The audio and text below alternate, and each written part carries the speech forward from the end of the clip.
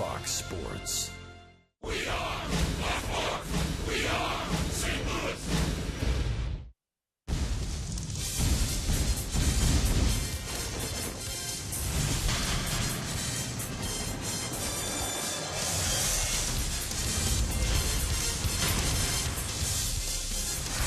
This is St. Louis Cardinals baseball. Around Major League Baseball, it's the 75th anniversary of the iconic speech from Lou Gehrig. We celebrate that. We also celebrate the 4th of July, from Fair St. Louis at Forest Park to celebrating here at the ballpark. It's the Marlins and Cardinals Game 1 of a weekend series on Fox Sports Midwest.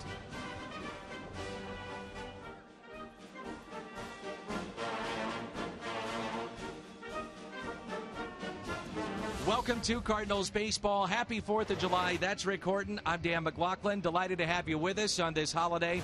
And Rick, when you think about the Cardinals, a 5-5 road trip, they come back home. We celebrate the 4th of July, and we're ready for some baseball. I love the 4th of July. Happy 4th to you, Dan. We know it's a time to celebrate with your family, and we also know it's a time of tradition. Baseball, part of that tradition. Let's hope the Cardinals play well here this afternoon. 22 hits in their last 2 games in San Francisco. And speaking of tradition, today, 75 years later, the iconic speech from Lou Gehrig. More on that when we come back on your home of the Cardinals.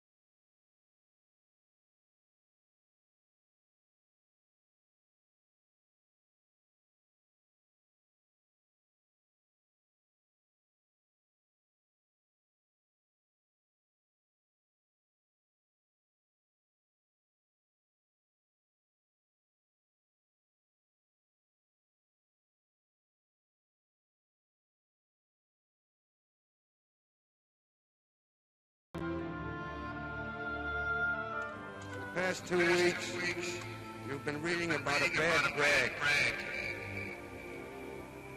Today, I consider myself the luckiest man on the face of the earth.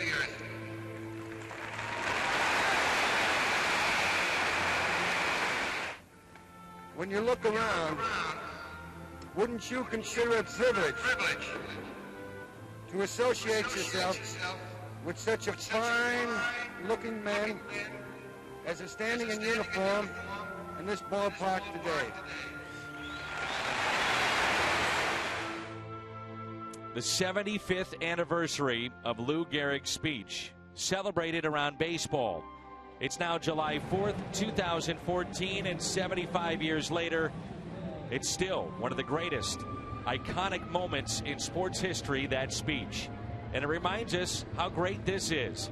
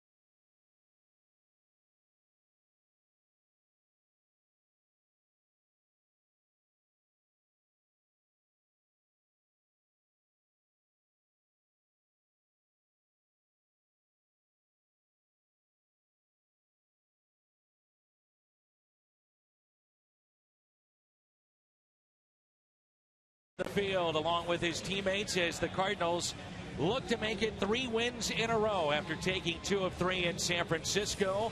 And the Miami Marlins are in town for a weekend holiday set here at Busch Stadium. The Cardinals turn to the big right-hander, Lance Lynn, the 27-year-old, trying to become a 9-game winner. And he is our key starter this evening. Lynn looking for victory number 9 and dealing with a blister in his last outing, Dan. It'll be interesting to see if that becomes a factor here this afternoon for Lance. Overpowering fastball. He throws fastballs a high percentage of the time in his starts. We'll look to see how good the breaking ball is as well. But Lance Lynn primarily hoping that the blister does not come back again.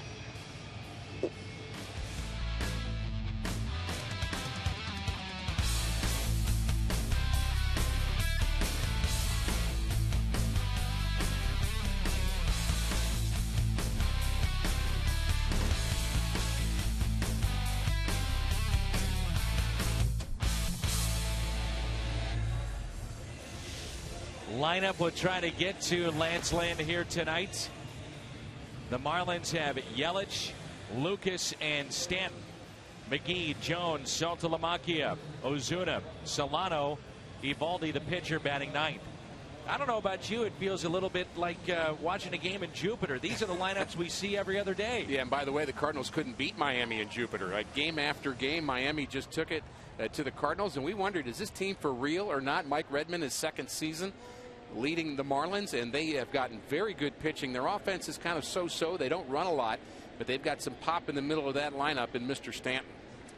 Miami comes in 41-44. The Cardinals starting playing tonight 6 games above 500. First pitch taken for a strike, and we're underway here on the 4th of July.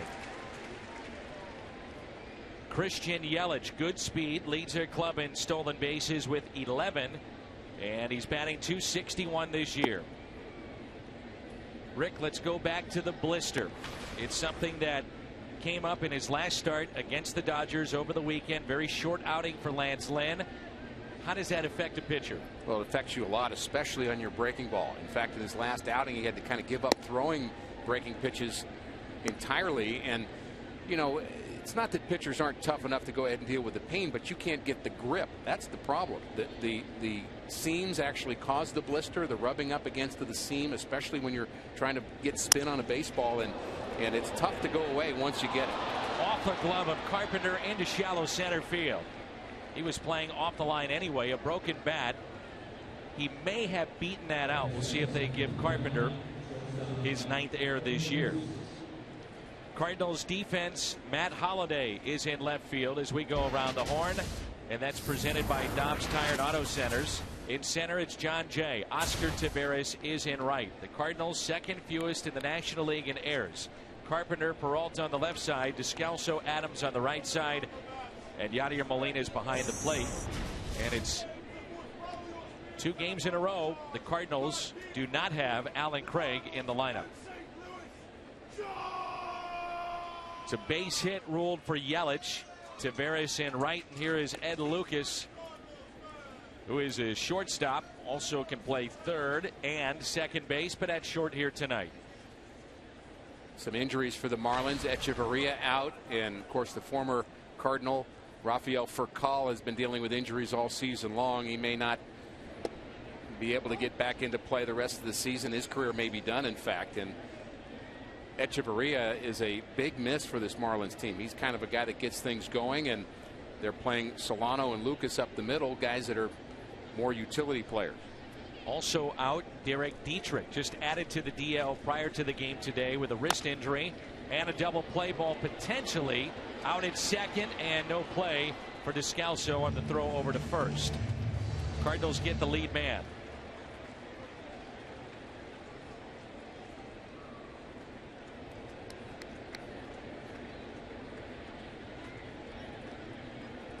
You talk about a slugger, maybe the best in the game today. You can make a case for it. Giancarlo Stanton leads the National League in home runs with 21, leads in RBIs with 61, third in the league in runs scored. And with that compression sleeve, he looks like a superhero to me. He does. Sporting the red, white, and blue. He was wearing that compression sleeve when Team USA was still alive in the World Cup and the games that they would play. Somehow I don't think that would look quite the same on you and me if we kind of had that same sleeve. It'd be patriotic, yes, but not quite as, the definition would be a little different. First of all, I wouldn't fill it out, and if I did, it'd be going the wrong way.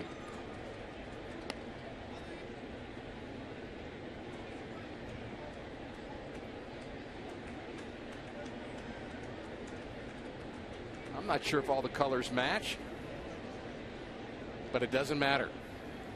The 2-0 taken for his strike. 2 balls and 1 strike. He hits the ball as hard as anybody in baseball. There's no question about it. Off the bat, you'll see registered numbers of 110 to 115 miles an hour, which is some of the hardest hit balls in baseball, registered by Stanton. 2-2. The question that always surrounds him, whether or not he will continue to wear this uniform.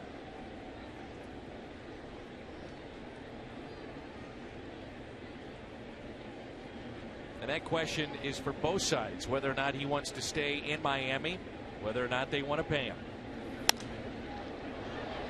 In the air, out to center field. John Jay finally came down into his glove. And there's 2 down. It brings in Casey McGee. Todd Titchener is calling the balls and strikes. Clint Fagan is at first. Tim Timmons at second. The crew chief Tim Welke down at third. Casey McGee spent last season playing overseas in Japan. We saw him with the Pirates. We've seen him with the Brewers as well. And he, along with Stanton, both over 100 hits this year. He's had a nice season. However, just 1 home run, but he's driven in 50. He's batting cleanup with 1 homer. 1 home run, 50 RBIs. What player, former Cardinal, jumps into your mind when you think about that kind of ratio? Tommy Herr. Tommy Herr had that big year. He was hitting third for the Cardinals and drove in over 100 runs, 110, I believe, and had less than 10 home runs in that season. I think the point is, if you're getting hits with runners in scoring position, you can still get the RBIs without the homer. And a base hit out to left for McGee. It also means those in front of you are getting on base, and Stanton has done that a lot. Absolutely. Brings in Garrett Jones, the former Pirate. And McGee could have been had by any team in all of baseball. He went over to Japan and relearned how to hit. His career was really going in the wrong direction. He had some good years in the big leagues. He had a really good year with Milwaukee, and he's found his stroke again. Garrett Jones, 10 home runs. He's driven in 36. Good power. A lot of strikeouts and struggles against lefties. The other point about Casey McGee going over to Japan, he taught himself to hit the curveball again. A lot of off-speed pitching over in Japan, and he said very beneficial to getting back into Major League Baseball. 1 ball, 1 strike, and the pace a little quicker tonight, even with runners on, for Lance Lynn.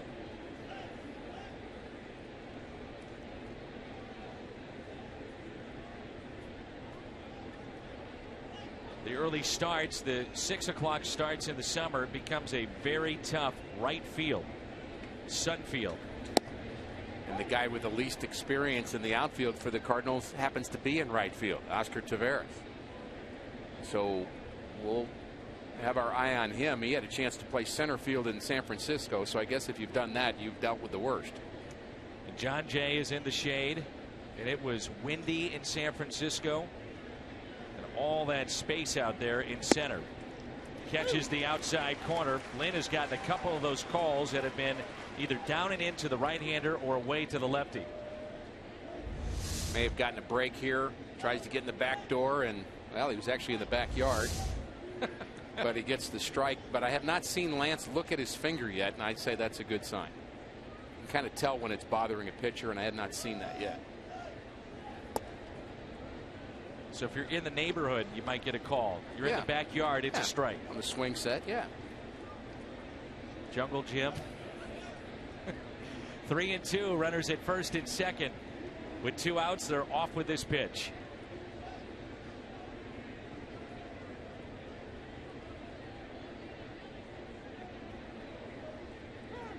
And time called. Game time temperature tonight, 81 degrees. You talk about the 4th of July in St. Louis. Could it be any better? I don't think so. Beautiful. It's supposed to be like this all weekend long. There go the runners. It's hit sharply to short. Peralta positioned perfectly. Marlins strand 2. Cardinals coming up in the home half of the first.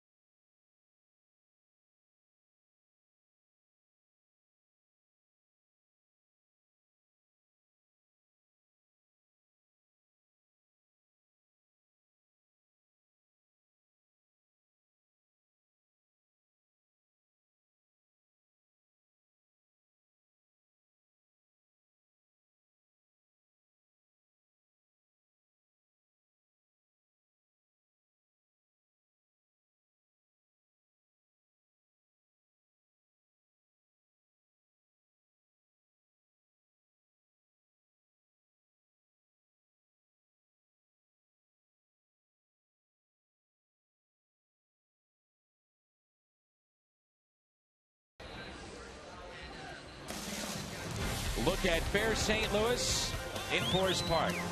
Baseball brought to you by Budweiser. Designated driver and enjoy the great times. Come in and visit Mid-American Chevy dealers and make your move to Chevrolet today.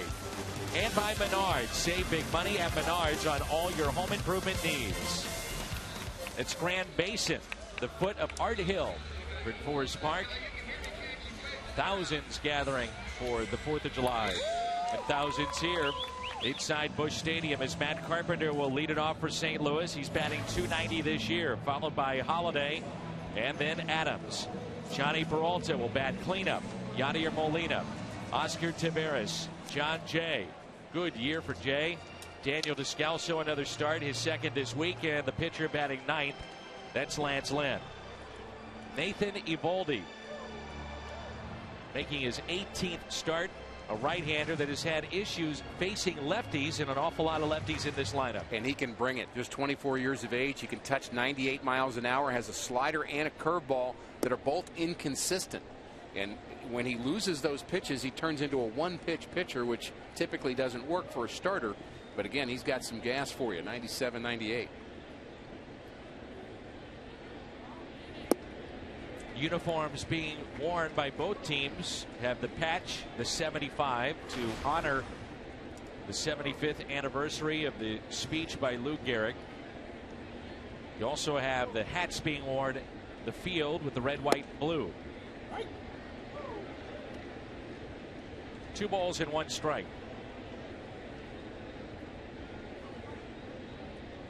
The Giants are happy that Matt Carpenter has left town. Unbelievable numbers in over 50 at bats. He's hitting over 500 against the Giants. And he was asked about, why is that? And what is it about against the Giants that a player is going to be always kind of hesitant to give a real answer? And he said, I really don't know. It's just maybe I just happen to be swinging the bat well when we play them, and I don't think there's any rhyme or reason to it. But if you were a Giant coach, wouldn't you trade for Matt Carpenter? Yeah, try to offer all your outfielders, or you can have Lincecum. You can have Sandoval, you can have Hunter Pence and Posey for Matt Carpenter. Probably wouldn't do that, but you never know. Never hurts to try. A race to the bag, and Carpenter is retired. 6 pitches in that at bat for Matt Carpenter. Yelich, Ozuna, who has a cannon, along with Stanton, who has a cannon in right. McGee, Lucas, left side of the infield. Solano and Jones on the right side. Saltalamacchia is behind the plate. They've committed the 3rd most errors this season in the National League. Well, the tongue-in-cheek conversation about trades, Dan, sometimes is kind of that silly when you start thinking about what people would like the Cardinals to do, for example. If you're John Mozeliak right now, it's very, very difficult in today's game to make a trade. There's a lot of contract issues that come into that, but honestly, if you look at this Cardinal team, I think the issue is not, if you could trade for a player that could make all your current players 10% better, that's better than getting another player. Because I think the main problem with this team has been, and problem may be too strong a word, but the reason they've been, let's say, average to a little above, is guys are not having their best years. And they need to be 10% better. And Mike Matheny has addressed that. He says it's a group thing. It's all of us. It's not just one guy, one position, one place. Everybody just has to be better. 1 ball and 2 strikes. It could have been a very disappointing, rough, bleak trip until the final 2 games against San Francisco. You finish up 500 against the pitching that they saw. Beckett, Lincecum. We saw good pitching in Colorado. Kershaw obviously was terrific on the Sunday afternoon game, and yet they finish up 5-5. And I don't know about you, prior to that trip, I'd have said I'd take it. No question. And it turned on a dime, too, didn't it? Sure did. You didn't really see it coming, but 22 hits the last 2 days for the Cardinals, 14 in the final game. And all of a sudden, the offense has started to kind of find its way, and they still struggled with runners in scoring position. But, you beat a pretty good team on their home turf in the Giants 2 straight. Very easily could have been a 6-4 trip when you think about the complete game loss for Adam Wainwright. That's hit foul up the first baseline. Remember, he was in a duel with Josh Beckett. Cardinals eventually lost that game late. There's Wainwright on the left, Shelby Miller on the right, and Carlos Martinez, who was very good yesterday. Really starting to emerge, isn't he? He's getting a little deeper in games. Still went just 5 innings. Probably could have gone longer. And a one-out walk to Holiday. What does it all mean? The DirecTV standings in the Central Division. The start of play today, the 4th of July. The Cardinals 5 games back behind the torrid start of Milwaukee. Best first half they've had in franchise history. I mentioned the Cardinals' last road trip. I thought it was possible. I wasn't hoping for it. Wasn't trying to be pessimistic, but I thought it was possible that the Cardinals could come back from that trip in 4th place. Tough games to play. The Reds are playing better. The Pirates are playing much better overall. And with Latos back with Cincinnati, it's going to be a 4-team race in my mind. Cincinnati had a 4-game sweep against San Francisco. They go in with Latos in game 1 against San Diego, 3-game series. And then they get swept in those 3 games as Adams hits it the other way, slicing, and that ball is foul. And not by much.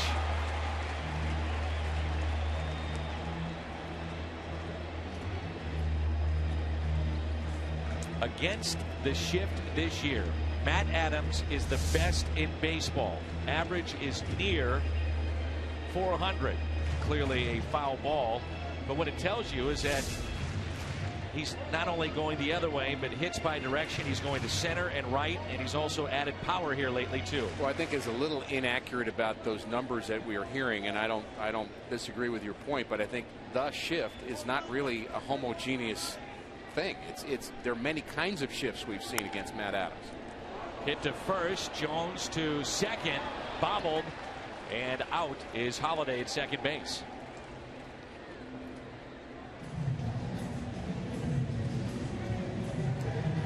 Very similar play that the Giants had yesterday. Could have been an inning-ending double play. Baseball wound up in left field. Extended the inning, and the Cardinals made him pay. Well, you typically think a left-handed first baseman has an easier throw there because his arm is away from the runner going to second base, and I think that may be part of the reason why it was easier there for Jones. But those errors, the inability for the Giants to complete 2 double plays led to 4 Cardinal runs. Cardinals really left a lot of runs on the table yesterday and struggled with runners in scoring position, yet the pitching of Martinez and the bullpen held true, and they won the game. That guy got a hit with runners in scoring position. Scored 2, and Peralta hit a 2-run homer.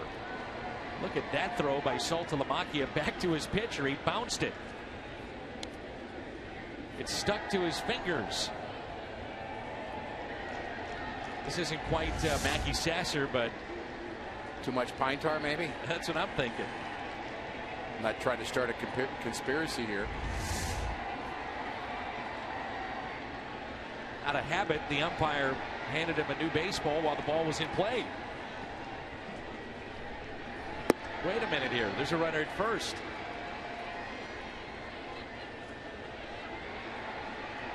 Two and 1 the count on Peralta, who again is in the cleanup spot, leads the club in home runs with 12.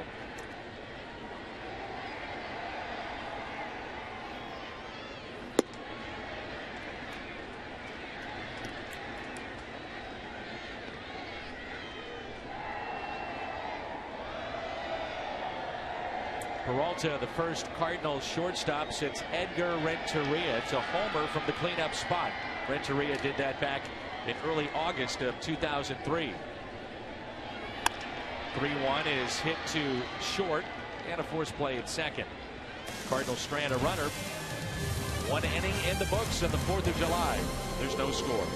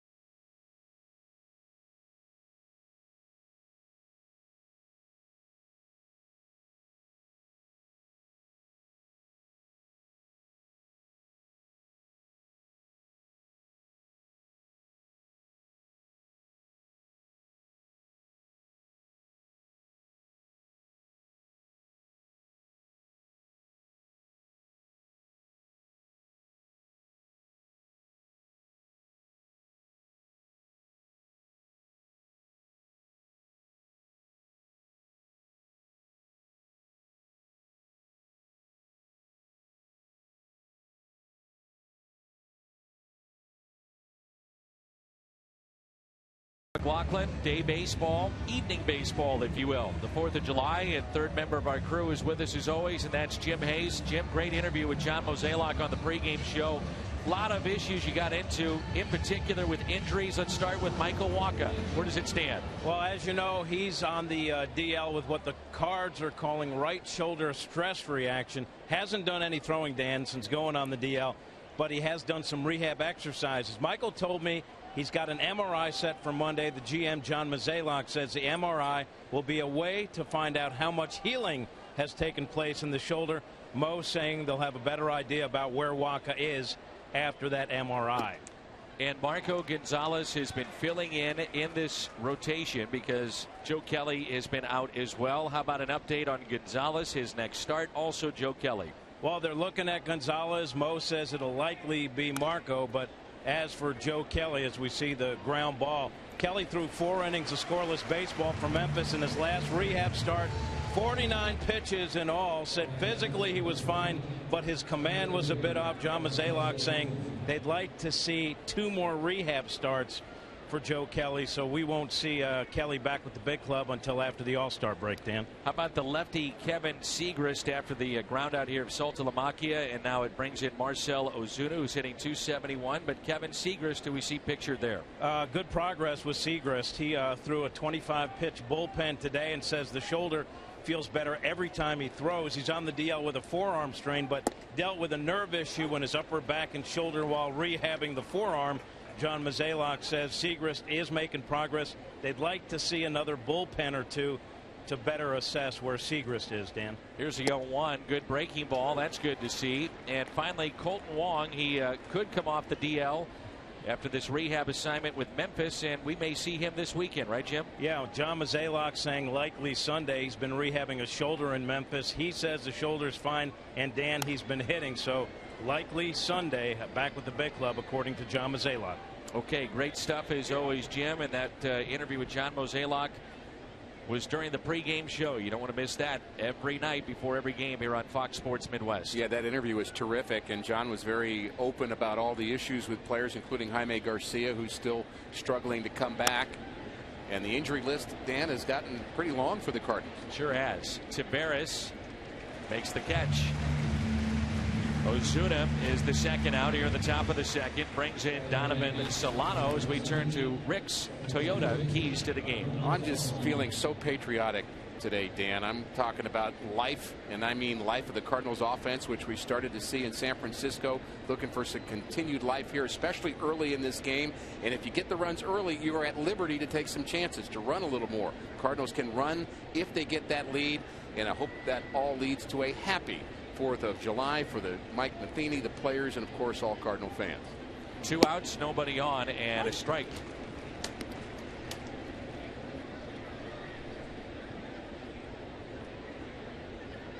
Banging our desk up here. You're going to have a good 4th of July one way or another. Exactly. I love the 4th of July. Over the outstretched arm and glove of the second baseman Descalso as that ball scooted away. Taveras got it back in, and a base hit for Donovan Solano. Daniel needed to be about 6'5" to catch that, but the throw in was a bit disturbing from Oscar Taveras. He missed not only the cutoff man but the trailer, and almost missed Lance Lynn, who was kind of backing up almost by accident. He happened to be in the right spot, and I don't know whether sun was an issue for Taveras trying to pick up the cutoff man or just a bad throw, but that'll be part of his development. Hit the cutoff man always. Nathan Eovaldi, the pitcher, who's hitting .061, 2 for 33 this year. Runner at first is Donovan Solano. Cardinals had him, by the way, in the minor leagues. He was signed as a free agent. At one point was a minor league all-star for St. Louis. And that's one that maybe got away when you look at a guy that is an everyday player but never made it to the big leagues, and there's not many the Cardinals miss on. I remember the day back in the day, Jose Oquendo working with Solano in minor league fields, working with his defense, and I'm sure he knew he'd be a player, and he's become one. Adams, an easy play. Lance Lynn is through 2, the big righty.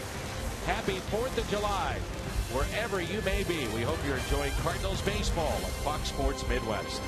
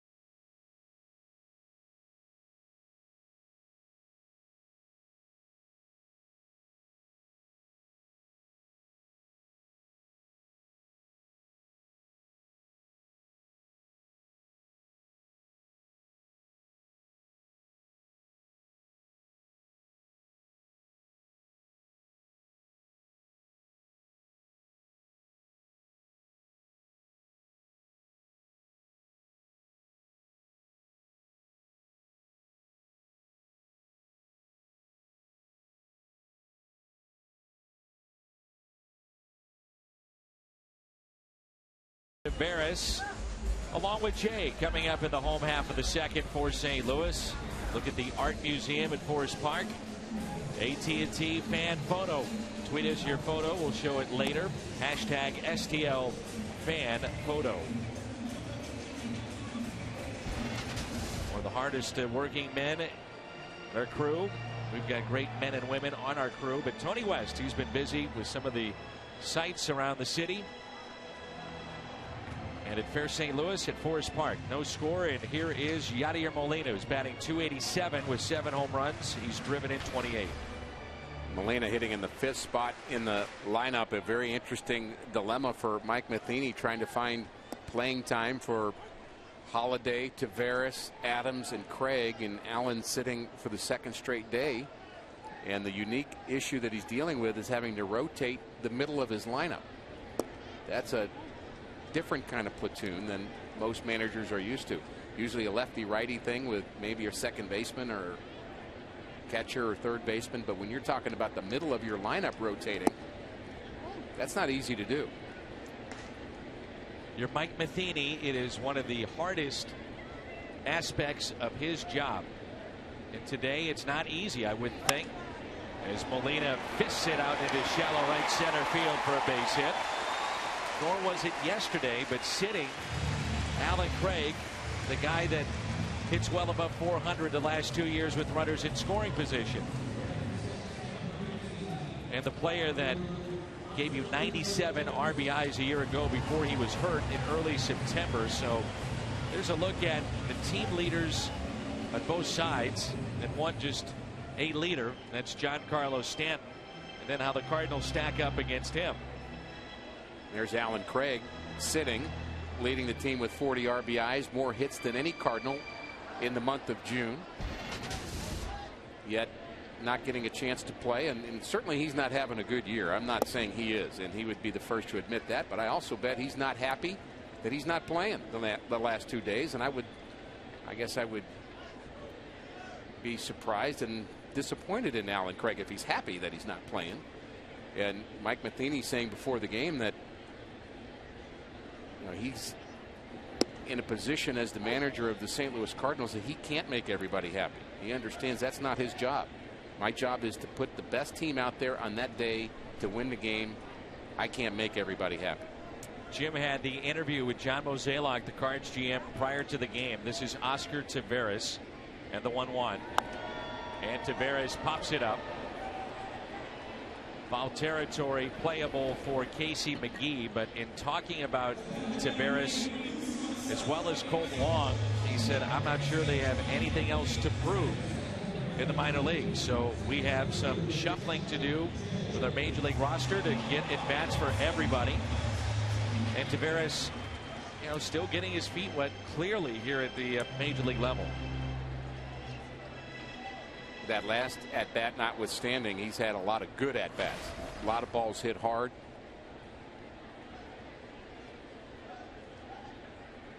Here's John Jay. Despite the batting average for Taveras at 188, you can tell he's got the talent. You can tell he belongs here. And speaking of belonging here, John Jay, one of the few Cardinals that's having the offensive year that you would have expected or hoped for him to have at 293. And Jay hits it out to left. Yelich.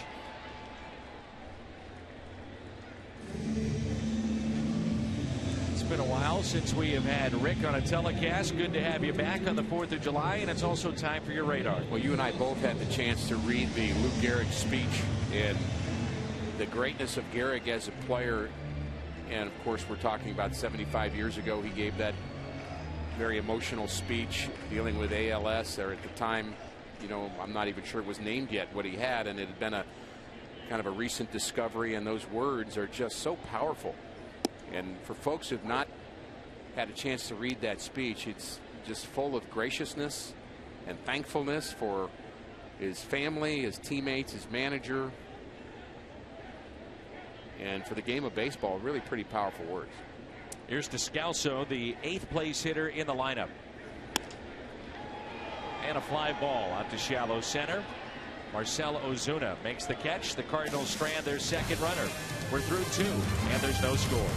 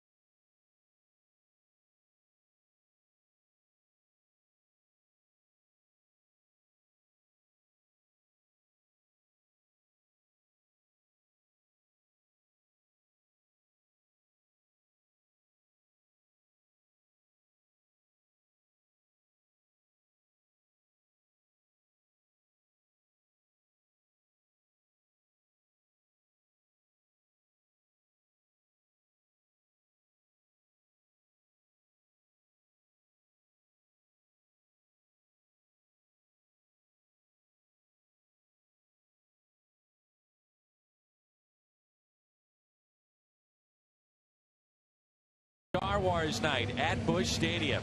That's Wednesday, July 9th. The transformation of the ballpark. And hope you're here. It's a theme night. Cardinals have over 30 theme nights this year. You'll get that t-shirt you saw pictured. Cardinals.com/theme. You have your costume picked out yet? Princess Leia. I can see it. Dress and all. I will be wearing a dress that night, and I'm looking forward to it. Is it any wonder that Al will be Darth Vader? You think? Well, there's a lot of ways you could go with Al. And Darth Vader would be at the top of my list. I'm not sure who I want to be yet. I'll have to give it some thought. And I don't really want you to give it any thought, by the way. Rick, I have something on my radar.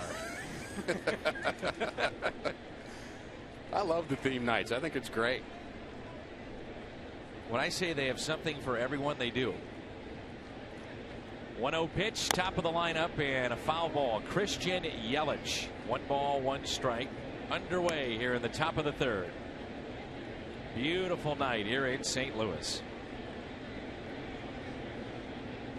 Mentioned this a couple of weeks ago. I've had so many fans ask me about the cut of the arch in the grass. Where is it? Why isn't it back out there? Well, Bill Finley told us then, with a news breaking story that night, that they would cut the arch back in the grass for the July 4th weekend, and there it is. It's back in there. The field looks beautiful here today. Sure does. Nice crowd on hand again. 4th of July, always, as I mentioned earlier, one of my favorite holidays. And you do think about baseball when you think of 4th of July. You think about, if your kids or your grandkids play, and whether it's softball or baseball, the doubleheaders and the tournaments, and of course Major League Baseball. And growing up, for me, it was always the 4th of July parade was a Little League parade that all the Little Leaguers would walk through town and end up with a game at the end of the day, and really just a terrific family day. Peralta retires Christian Yelich. Well, so far, so good for Lance Lynn.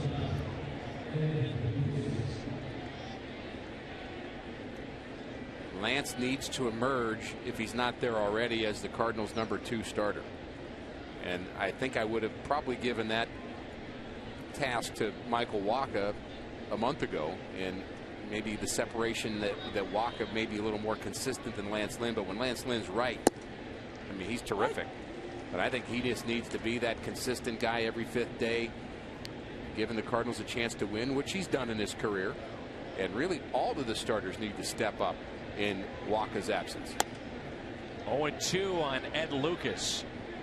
Grounded into a fielder's choice, first time up. But pitching has not been a problem for the Cardinals this year.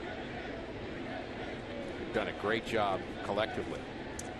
Rough stretch, the road trip for about 1 turn through the rotation, but prior to that, sensational. Some of the best in baseball.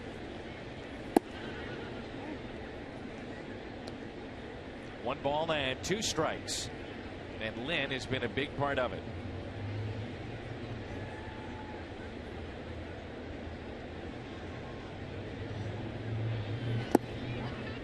I love the job that Adam Wainwright did in his last start, where he had just 1 strikeout in the game but still dominated. And I think that's a great example for a young pitcher like Shelby Miller, and they're talking right now, or Marco Gonzalez, how to win without necessarily striking everybody out.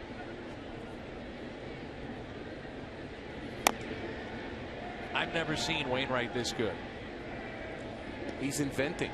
And the adjustments that he's making pitch to pitch. He's an artist. Yep. He's changing his.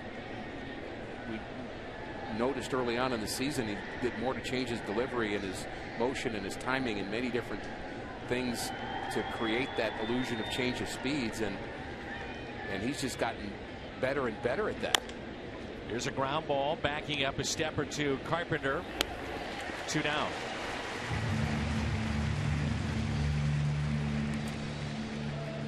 We're back at it again tomorrow right here on Fox Sports Midwest. We'll come your way at 12:30. The Marlins and the Cardinals, Diamondbacks and Braves on Fox Sports 1. Baseball night in America. The Rangers and the Mets. That's at 6 Central. When you make a statement saying that this is good, as good as you've seen him, it's quite a statement. Because at times in his career, he has been arguably one of the best, if not the best pitcher in the game. There are stretches when Adam Wainwright's been that good. Stanton, first time up, skied 1 to center field. 2 outs, nobody on. And Dan, the point I started to make earlier about the shift is the Cardinals do have a shift for Stanton. We looked at Descalzo up the middle. He's right behind second base. Not all shifts are created equal. You have a lot of different ways. In fact, shifting is not something that just started this year. They've been shifting since the beginning of baseball, and it's just how drastic a shift are you talking about. So when you say Matt Adams has a 400 average against the shift, my next question might be which one, when you have 3 on the right side or when you have the third guy behind second base and the third baseman way off the line. I mean, you've always had a shift. You've shifted in at the corners with a speedster, for example, and they've been doing that forever, and that's a kind of shift. But what we're seeing this year is more dramatic shifts like this one. Descalso on the shortstop side of the bag. The second baseman makes the play. 3 ground ball outs for Lance Lynn.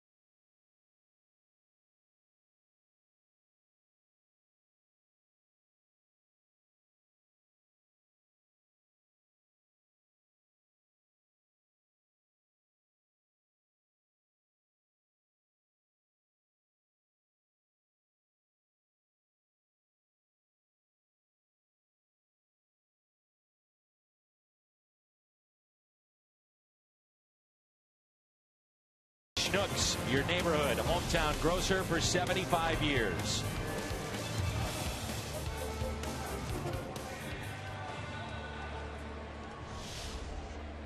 Earlier today,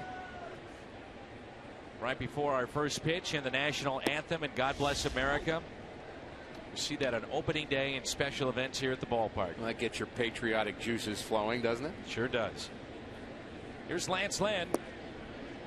1 ball and 1 strike. The Cardinals have a hit. That was Molina into shallow center. They've stranded 2.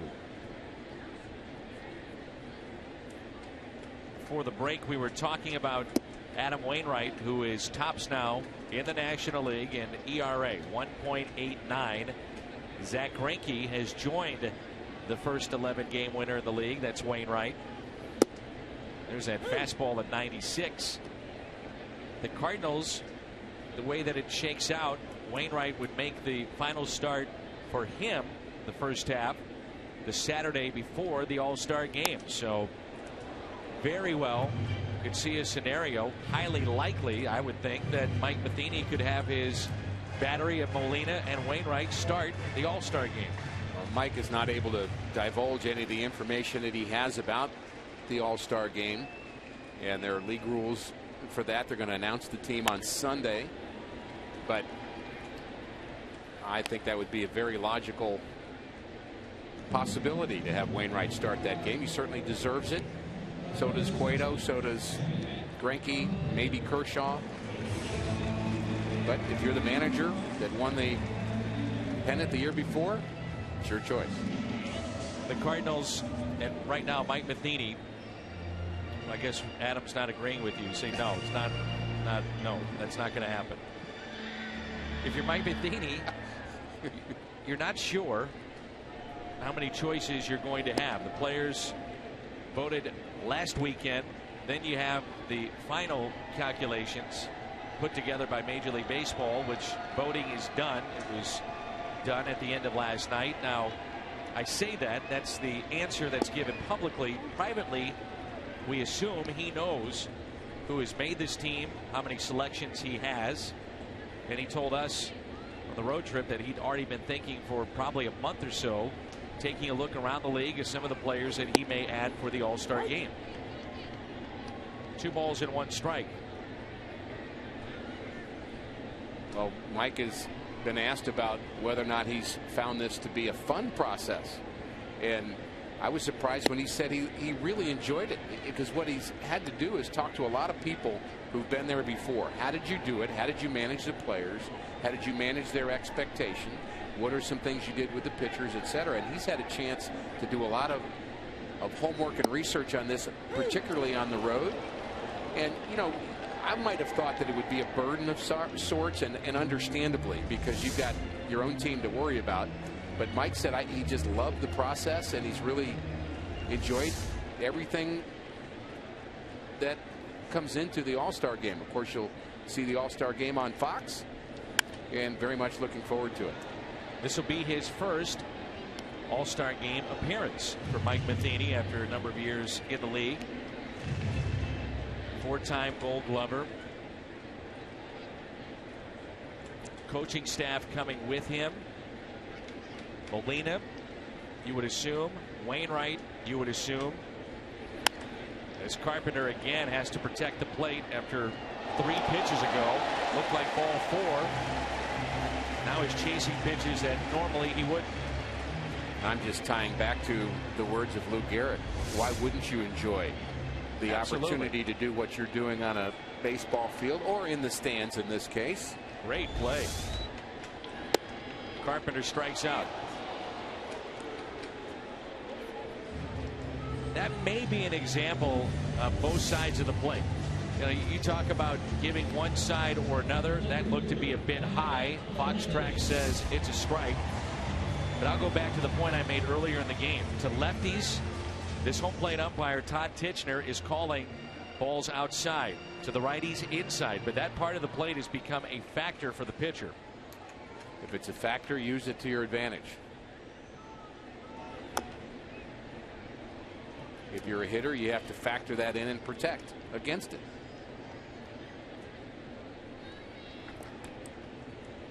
You know, you can make anything you want in baseball an excuse.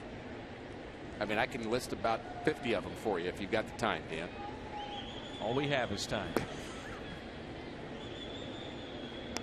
When you're coaching young kids, just learning how to play the game, you say, okay, don't worry about whether or not the sun's in your eyes, whether it took a bad hop, or the ball's too slippery, it's too sticky, it's too cold, it's too hot.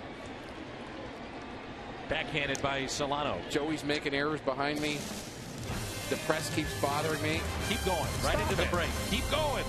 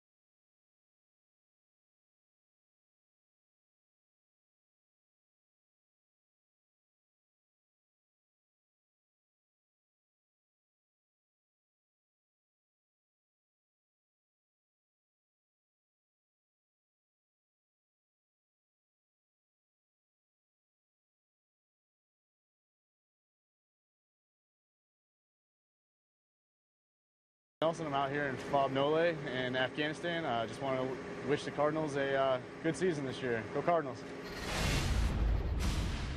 Thank you for your service, and to all the men and women of our armed forces as we celebrate 4th of July and our freedoms. No better place to do it than at the ballpark.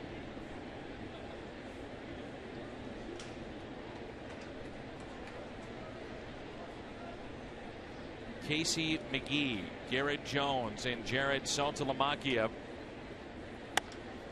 And a line drive that is foul.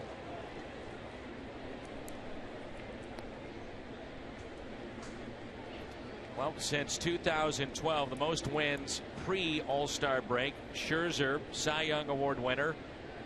You have Lance Lynn. Wainwright has finished in the top three different times. And then Madison Bumgarner, who the Cardinals got to yesterday. There's Wainwright, who's been a model of consistency, really. I think you could stump some people with that question. No doubt. If you said that, I think you'd say Wainwright, Scherzer, and maybe Verlander, and some of the bigger Kershaw, names. maybe. Kershaw, Greinke. But Lynn piling up wins. Now, some will look at that and say, well, a win isn't as important anymore because run support. And how did he pitch in those games? And you hear about that with sabermetrics at times, but I don't necessarily agree with that, because the bottom line is you're trying to win the game. If it gives you a chance to win, that's what it's about. Well, that's one of those points and one of those questions that you talk about with baseball fans, whether they're sabermetric people or not, and you're going to make half the people angry and the other half happy with whatever you say, because it is really a hot topic. It's whether or not wins matter. I'd be on the wins matter side. Me too. I see the point of the other side. I understand that, and that there are other things that are important. And yes, you get wins sometimes you don't deserve. You get some losses you don't deserve. But there's something about having a pitcher with the game on the line. What does he do with that situation where it can become either a win or a loss? And does he find a way to buckle down and win that game 3-2, or win another game 8-7? And I think most people who've played would say that they think a pitcher that's a winner, it does matter. And I understand that the numbers crunchers might come to a different conclusion, and you can certainly argue about whether or not it's overplayed, and I might agree with that. But I think some pitchers just win, and I want those guys on my team. Yep. And that's the one thing that sabermetrics, to an extent, does not measure, which is exactly what you're talking about. The scenario of, does this guy get me over the hump? Even though he doesn't have his best stuff, it still wins. And look, I'm a math guy. I like a lot of what sabermetrics brings us. I think it defines things with numbers that people in baseball understand intuitively already, and clarifies it, and maybe even challenges some things in a good way. So I'm all for it, and that's kind of my bend as well. But I think when it comes to wins, I think it's too easy to just say, oh, wins don't matter, and I just think it's just not right. Garrett Jones lined out to short his first time up.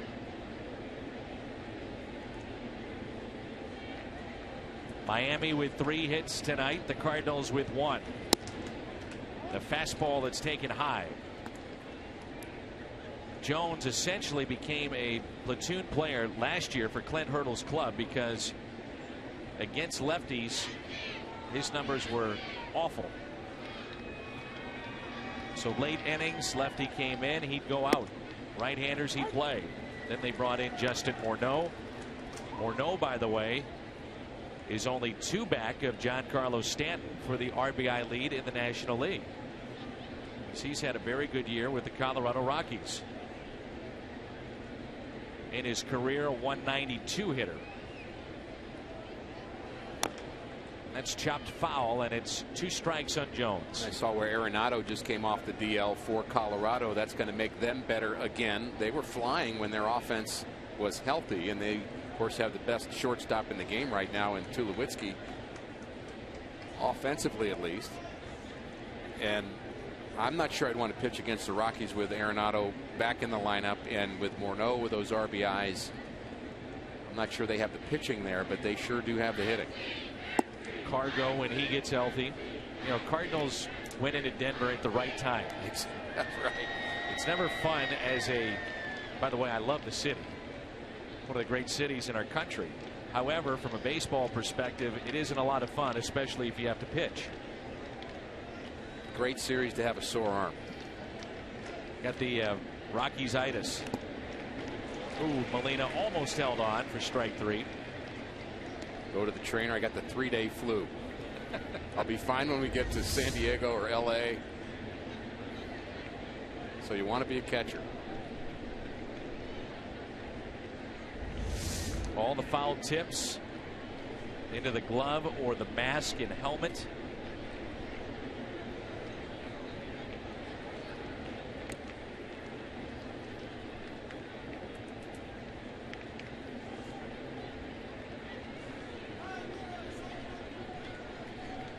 Two balls, 2 strikes.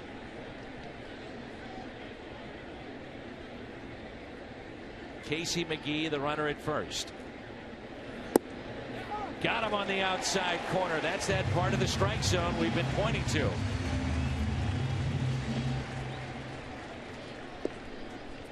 There's a strike earlier, as you mentioned. Lance Lynn remembered that. I'll go back there again. And again, not the back door, the backyard. That may have been neighborhood. At least he's being consistent. There's a switch hitter. Saltalamacchia. I think that was in the neighbor's backyard. Is what you're saying? I'm thinking that's, yeah, that wasn't in the homeowner's backyard. It's an out. No strikeout for Lynn. Remember, no excuses in this game. No excuses. I got it. We came back from break and you were on number 47 of your 50. Almost got it in during the break. Well, it's funny, if anybody who's ever coached knows that deal. You go up to say, well, tell me what happened. Well, and then you might get about 4 excuses before you get to. I just didn't get the job done. Ray Miller was a pitching coach for the Orioles. Tito Landrum played with them for a while. When Tito came back, went to the Orioles, was on their playoff team, came back. He had a T-shirt that he got, that Ray Miller had made for all of the Orioles, and it listed front and back in small letters about 30 different excuses. That's great.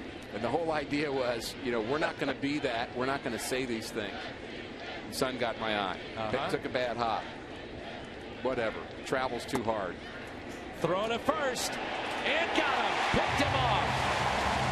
Molina to Adams. McGee picked off at first. He is something special. Man, oh man.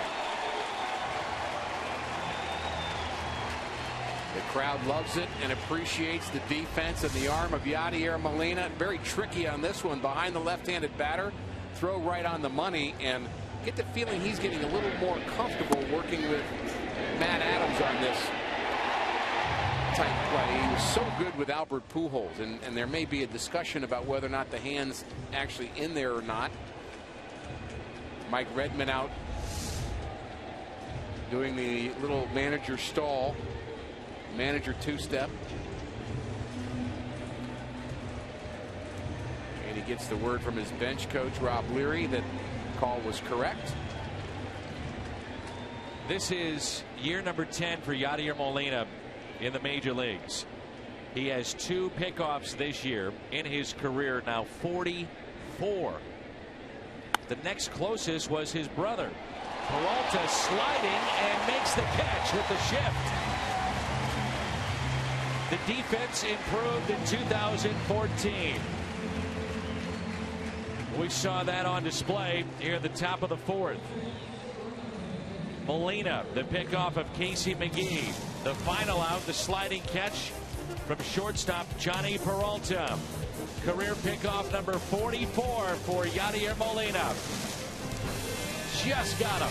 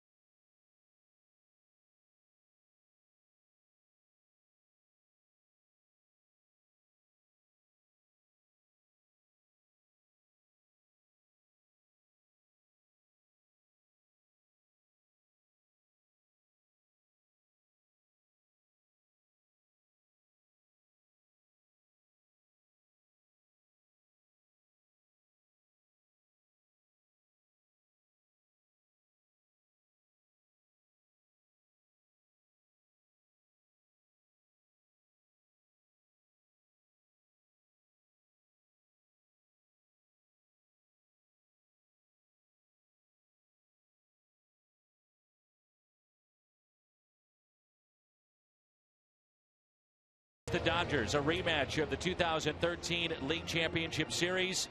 25,000 fans, 16 and older, receive their own home white replica jersey. Compliments of AT&T.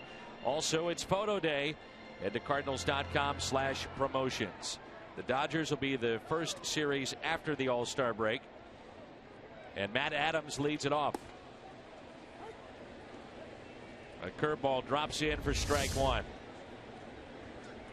Plays on the infield, if you're wondering.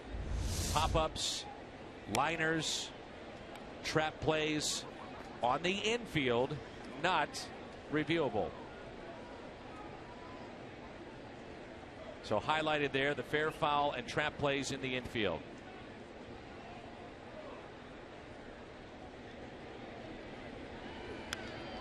Up and in to Adams. It's interesting with that list, as often as we've looked at that list, Dan, when you're dealing with a play real time, it's not just you and I that have to think about, let's see, now is that one of those that's reviewable or not, but the players, the managers themselves, I know from talking to them, they have to kind of think, now wait a minute, check swing, is that reviewable? I mean, some of them are obvious that they're judgment calls, but others not so obvious what's reviewable and what's not. Adams a base hit into center field. Now, many times we've had managers, and this has been talked about around Major League Baseball, that go out just to talk to the umpire as to whether or not they can figure out the play is reviewable or not. Like you're saying, I mean, they go out and say, okay, now umpire, can I? You know, I'm trying to figure this out. We don't know. There was a ball that was hit at home plate that hit off Holiday's foot, but it wasn't clear whether it hit off his foot, and it was actually resting on home plate. If you remember that play, and the catcher picked up the ball and was trying to tell the umpire, wait a minute, this is a fair ball. And he's trying to tag Holiday. 5-4-3 with the double play off the bat of Peralta. But in my mind, that's fair and foul in the infield. So is that reviewable or not? As to whether or not the ball hit Holiday first and then came fair. I can kind of go both ways with that. I'm going to follow that up with the line drive caught by Peralta is on the outfield grass. But he's an infielder, right? So right. Wait a minute. And then you go into your infield fly rule of the Atlanta Braves series of a few years ago with Pete Kozma. One more caveat on this, and my head's going to explode. I just want you to know. Hurry, what is it? You're trying, aren't you?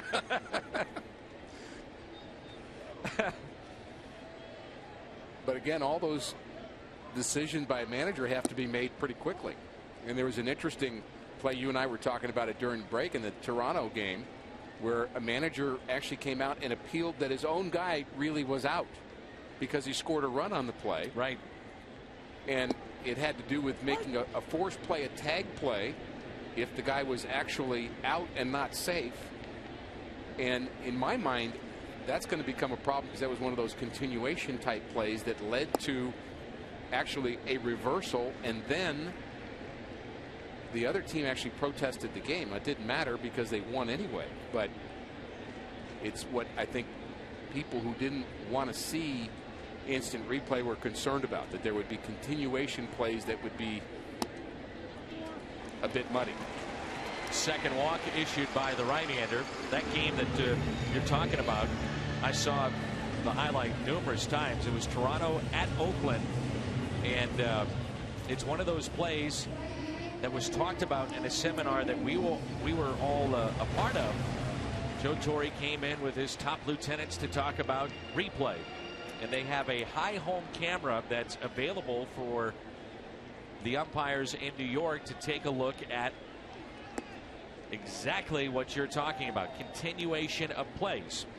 For instance, an example would be, well, if the runner's between, let's say, second and third, does he get third base because of where he's at when the play was called? Yeah, it's just, there's a lot of different avenues you can go down with instant replay. As Tavares hits it hard on a couple of hops to second base, and Solano makes the play. Oscar is 0 for 2. That sends us to the 5th on the 4th of July.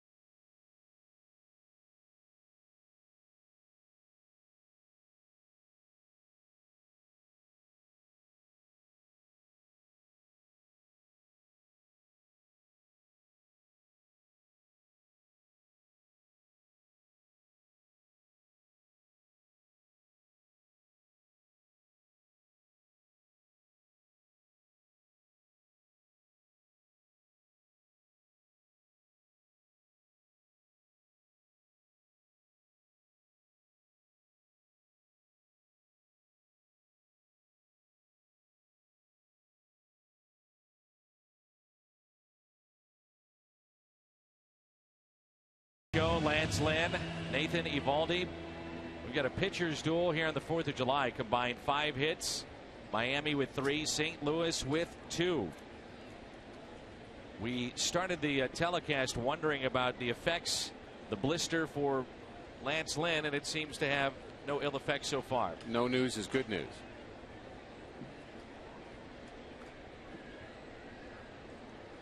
Marcell Ozuna. And a blister is one of those things, Dan, that you can tell a pitcher will often, with a blister, their stuff will change, their command will change. That happened with Lance in his last outing. And you just constantly start looking at your finger. You can't help it. You're just kind of drawn to the burning sensation and the blister that starts to pop up, and there's nothing you can do about it. I understand Lance was using the old remedies of pickle juice, which I heard years ago. You put your hand in pickle juice, and also tough skin is another thing that's been used over time. But they are pesky little problems. 2 strikes on Ozuna.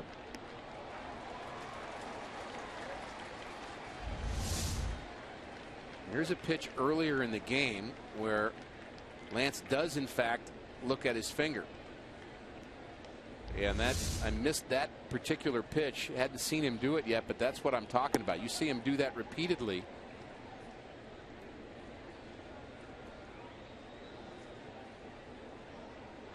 It's just not something you can ignore. Not at all. The 2-2. Marlins love the raw talent of the man at the plate, Marcell Ozuna. He can run. He came up the middle of last year, burst onto the scene, hit for average, and then the league figured him out, and now he's starting to figure them back out. 14 home runs he has, and he strikes out. A pitch in the outside corner. On this Independence Day weekend, Fox Sports Supports is especially proud to recognize the Army's Gold Star Pin campaign, which honors the families of fallen service members. To learn more, visit goldstarpins.org. A little bit of run on this fastball, up and away, just out of the zone, but you couldn't lay off it. And Lance Lynn has the ability to get outs up and down in the zone with that fastball. Again, that to me sets him apart.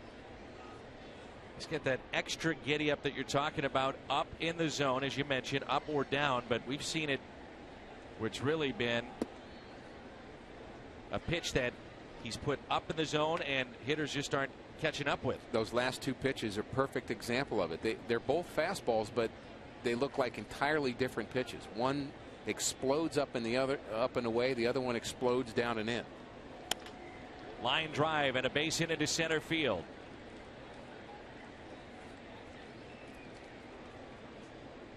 July 8th, it's our broadcast auction to benefit Cardinals Care.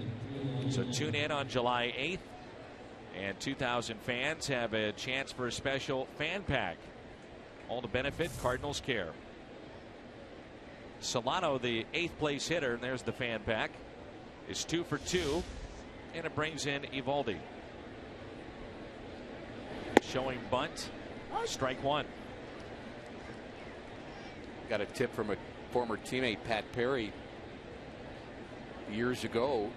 Pat would go to a manicurist throughout the season to make sure his nails were not too sharp and that they wouldn't kind of force blisters and calluses to form. And the other issue that Pat had problems with is when you throw a changeup, sometimes your nail would actually split in the middle because there'd be a lot of pressure right at that point. So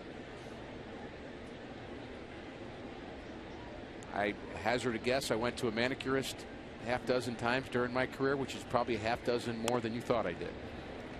I think every other day there's a strikeout. I mean, you set yourself up for these things. I'm just telling you. I mean, daily mani-pedis part of your contract at Fox Sports Midwest. That's okay. It's okay, Rick. You're giving me a blister just talking to you. It has been a part of Major League Baseball forever. You know, guys dealing with blisters, and there's Seth Maness, whose nickname is Chewy,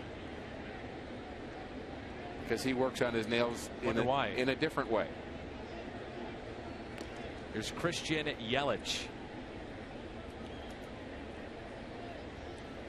We caught you.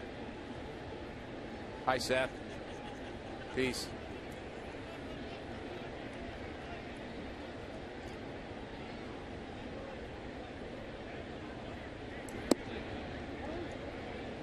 Seth Maness with a base hit. The series against the Giants. Some thought it was his first major league hit. It was not. He's very appreciative of that base hit. And it being on camera. Adams a race to the bag, and he's there. Marlins strand a runner. They've stranded 4. We're midway through 5. Good ball game on the 4th of July. No score.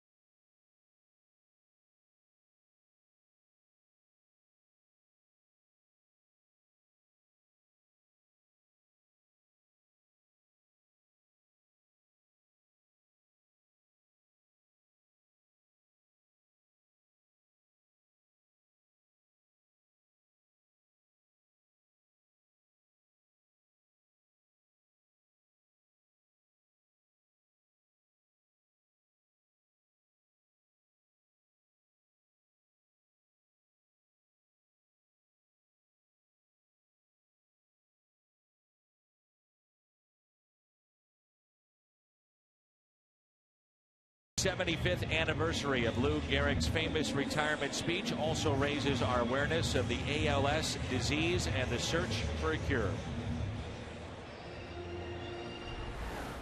The BJC healthcare difference maker Lou Gehrig, a 2-time MVP, won the Triple Crown, 7 All-Star games, Hall of Famer back in 1939.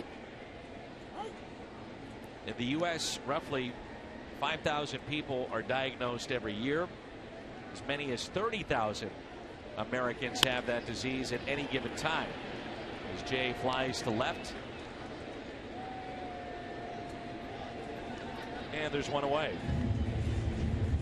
So debilitating, too. And you know people who have family members or have been affected by it. It's just such a tough thing to work through. And the strength and courage of those who are afflicted by that is just amazing. There are really only things now that can kind of curtail the length of time that you deal with it. There's not a lot of things that really help medicine-wise at this point, drugs, etc. And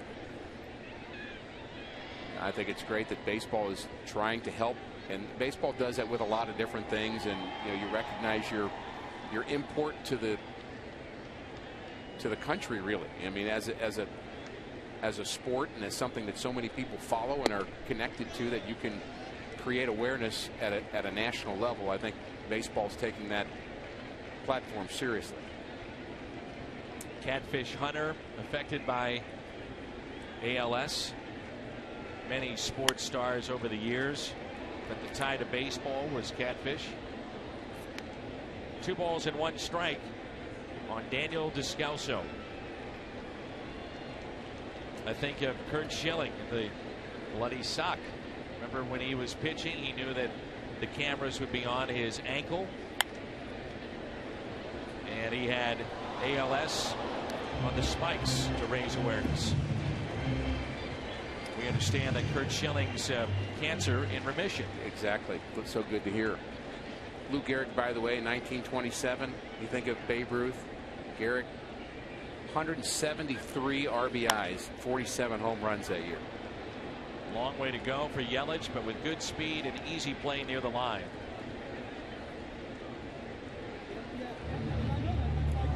Catch any game with MLB.tv. They're celebrating 11 years. Now make it 12. And you can find out more at Cardinals.com. Lance Lynn grounded out to second. First time up.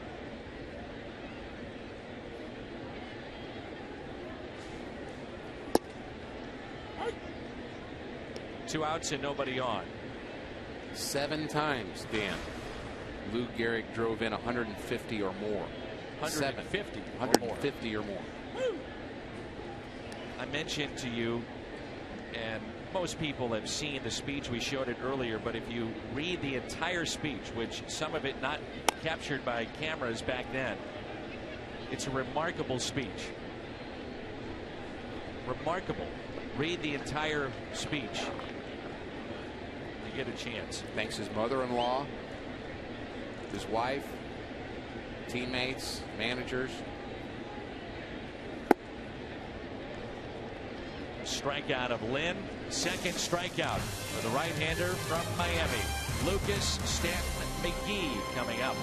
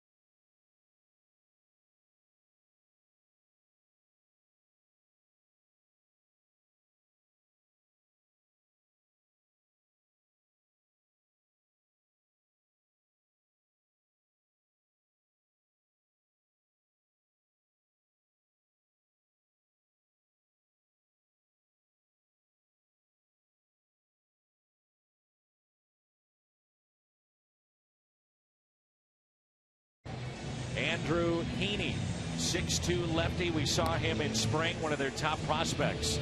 Is 0-3, ERA over 5 against Shelby Miller, who's 7-7 with an ERA just over 4. We've been talking about the blister issue today concerning Lance Lynn, and with more on that, let's check in with Jim Hayes. Jimmy.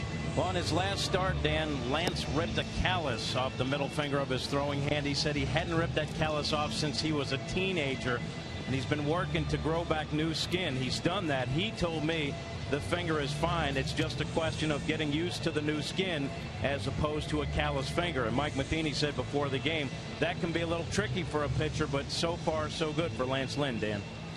He's looked good. A lot of fastballs, as you mentioned. That's been kind of his MO anyway coming into the start, but it's been primarily, as you mentioned, being a former pitcher, Rick, the breaking ball that really is the cause of concern with the blister. Yeah, and I think Jim's report is spot on, because you think about a new skin, a new type area, you just don't know how sensitive it's going to be to the breaking pitches. And again, it's you're trying to impart spin, so you're creating friction on purpose using the seam of the baseball. That's what throwing a breaking pitch is. So you create that friction. You want to pull down as hard as you can on that seam that sticks up on the ball. And if you've got new skin there and you're just not sure how it's going to react, I'm sure, you know, Lance couldn't have told you one way or the other, I know it's going to feel good or I know it's not. He's really just finding out like the rest of us are. Josh Beckett, you may remember in 2002, had all types of issues with that. Tim Lincecum at one point had issues with blisters. Al Leiter. The list goes on and on, but some very good pitchers over the years that have dealt with this particular injury, which is a nagging injury. And you're talking about a guy that would pitch every 5th day, so not a lot of time for recovery in that regard. And that's a fair ball past the diving Carpenter. Ed Lucas on his way to second base. A leadoff double. And the best chance in this game for Miami possibly coming up right here in the top of the 6th with this leadoff double. Both pitchers have done so well here this afternoon. This game has gotten late quickly. Talking about the 6th inning of a game. Leadoff runner at second base. Key moment in this game. That pitch looked like it backed up and was a little flat up in the zone. And didn't really get the most of it, but barely kept that fair. I'm not sure it was fair. It's where it goes over the bag, and if that's the case, that's awfully close to being a foul ball. Very, very close. Now it's Stanton with a runner at second base. Oh, what a rip.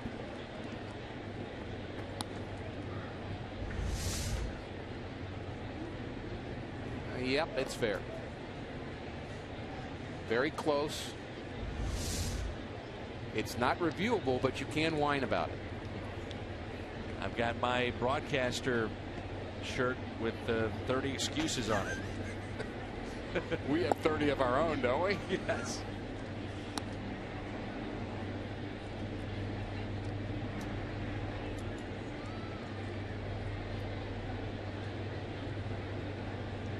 Stanton, a down season by his standards a year ago when he hit 24 home runs.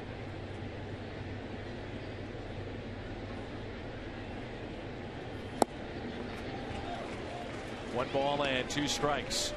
Speaking of home runs, look at this. Stanton this year alone with 21 home runs. The Cardinals with 23 home runs. And that ranks last at home.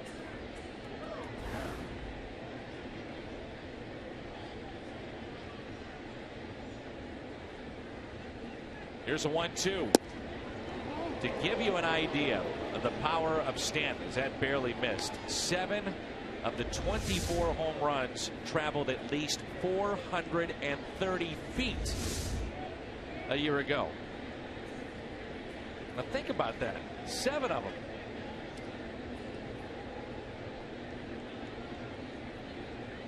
Curious to see just how careful Yadier Molina and Lance Lynn will be with Stanton, even with 2 strikes. You got ahead, so you thought, okay, now I can finish him off. But first base is open. Don't make a mistake to him. Tried to get him to chase there. Same spot just off the plate. Way things are going, 1 pitch, 1 swing, maybe decides the game. I wouldn't mind a walk here. On deck, it's McGee, who has grounded into 14 double plays. And that's in the top 5 of the National League and also leads the Marlins. Big pitch here on 3-2.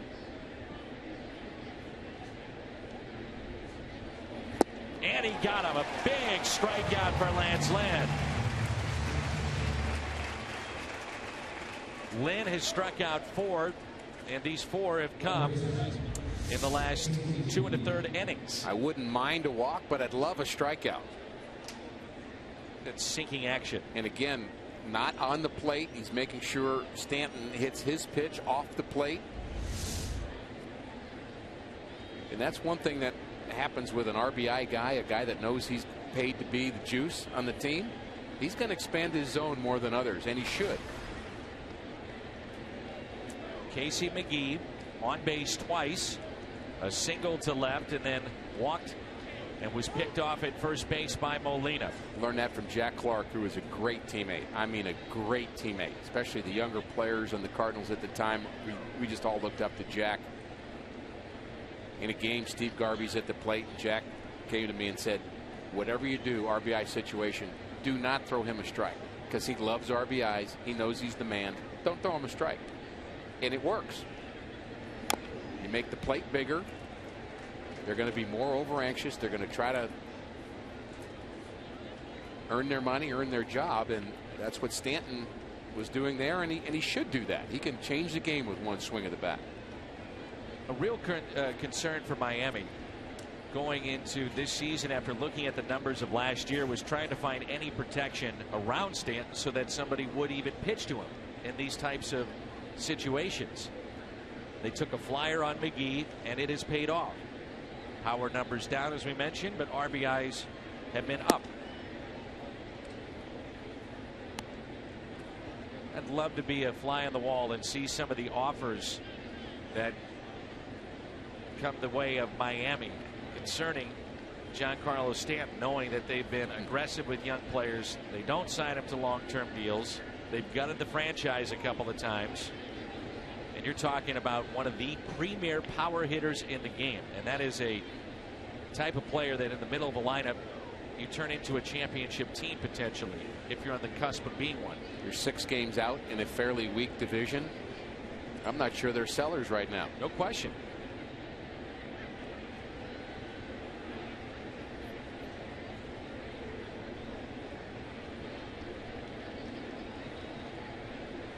If they are still in the race, let's say 5 weeks from now, Casey McGee, is that a player that teams would be interested in? I think he could be a great role player. So you buy low, sell high. If you're the Marlins, I'm sure they would entertain that. Apparently there was a leak of potential trades by the Houston Astros of deals that have background information. They were saved in their internal computers for their eyes only, they thought. One of the deals had Stanton on there. Out to right, Tavares going back and makes the catch on the track. And not tagging up was Ed Lucas.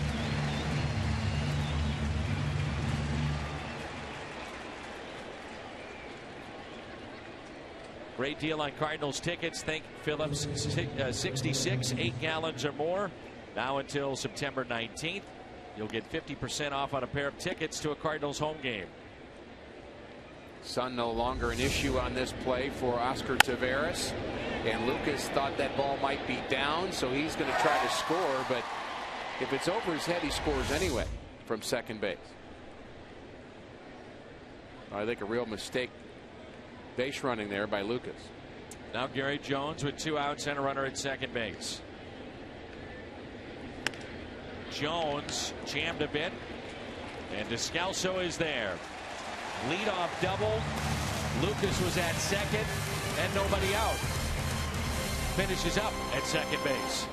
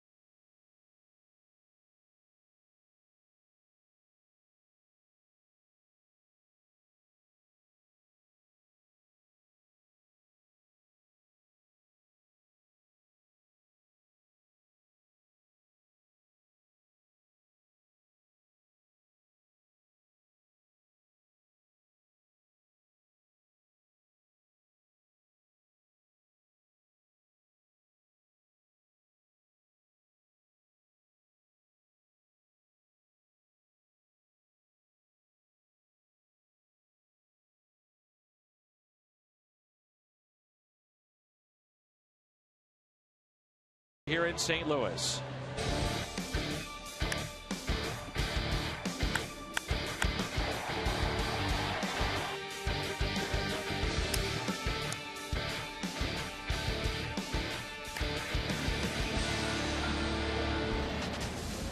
We were talking about all-stars before. Throw a few names out at you, but throughout this month we've been taking a look at guys that are on the bubble potentially. Right. Is Matt Carpenter on that bubble? Look at his numbers compared to other leadoff men, and he's in the top 3 of most categories and leading a couple of significant categories among all major league players that are leadoff men. He's a guy you want on your team, no question about it. He's a guy that is terrific as a leadoff hitter, no question about it. I think you also have to look at the fact that there are a lot of good third basemen having big years. That's the problem. And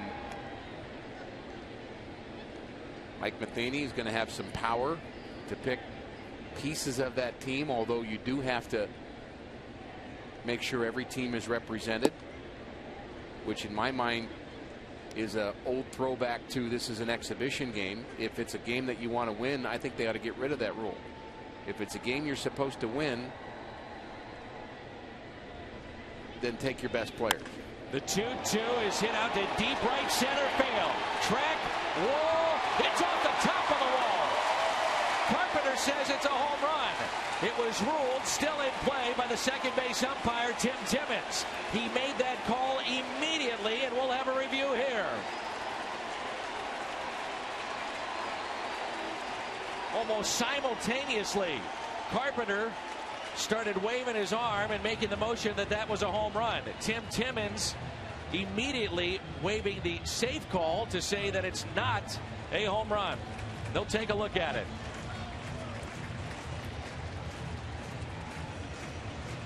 And this is a potentially game-changing review going on right now.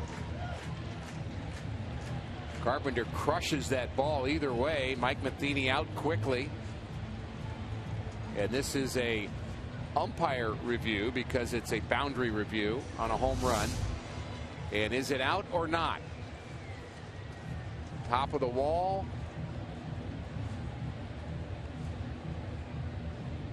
A closer look. And that is a double. If you're wondering if Mike Matheny would lose a challenge, he does not. This is something that the umpires can come together and take a look at.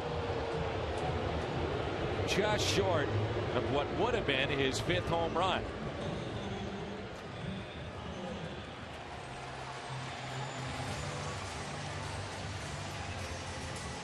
I think Carpenter just said good call. Well, it was a good call, and you see it with your heart. Those people out there saw it with their eyes. That's the right call. It's a double. Now Holiday. I think what you like to see too is that reviews are efficient. They're handled quickly, and this one was done in 53 seconds. Not a major disruption to the game.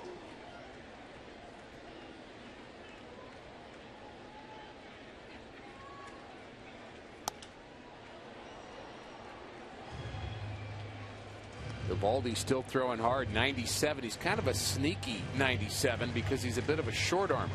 He's not kind of this long delivery guy. He kind of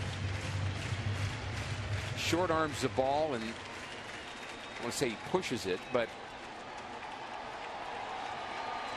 comes out of nowhere.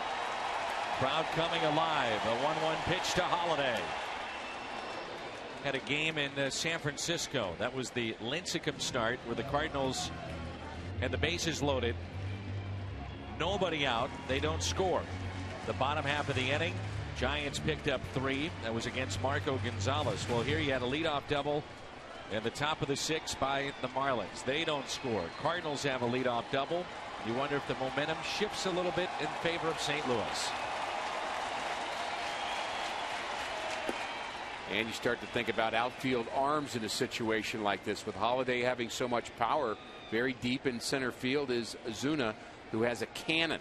So you have a cannon in center, a cannon in right, and an average to a bit above average arm in left.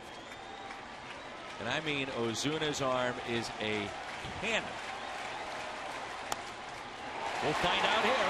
Base hit into right. Stanton fires home and hits the cut. And he realized Carpenter was not on his way to the plate, so you didn't see the cannon that he possesses.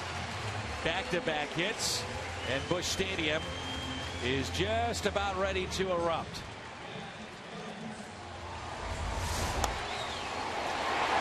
Carpenter had to make sure that ball did not carry to the right fielder, Stanton, who's got the superhero arm. Where Ozuna is playing, at least in the Holiday at bat, I'm not sure with a base hit he'd be able to throw out Carpenter. He's playing so deep. Now that was with Holiday at the plate. Oh, he's still at the top of the arch right now.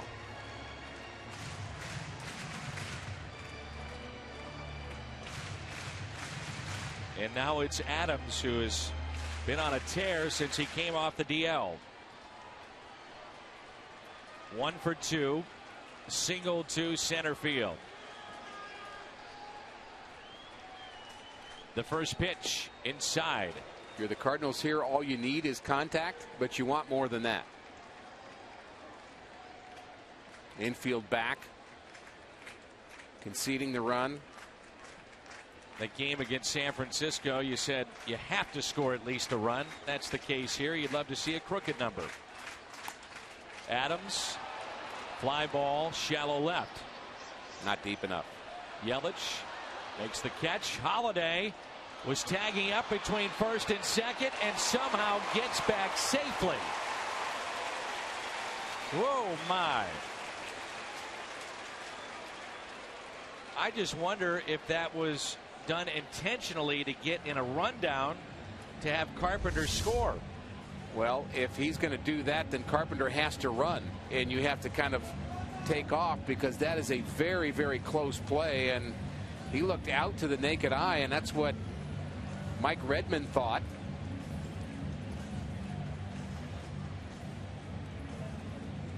Boy, that's very close. Redmond went out there and got the thumbs up from his bench and said it's not worth reviewing, but they may want to look at that again. And even if you're on the fence, this could be the game right here. I would say let's challenge it. Let's go for it. I pointed out when Terry Collins didn't do it in the 6th inning of a game, why wouldn't you? You get a challenge, why not use it? I mean, what does it hurt?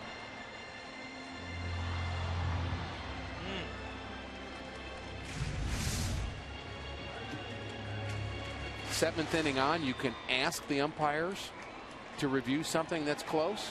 You can't demand it. Here's Johnny Peralta.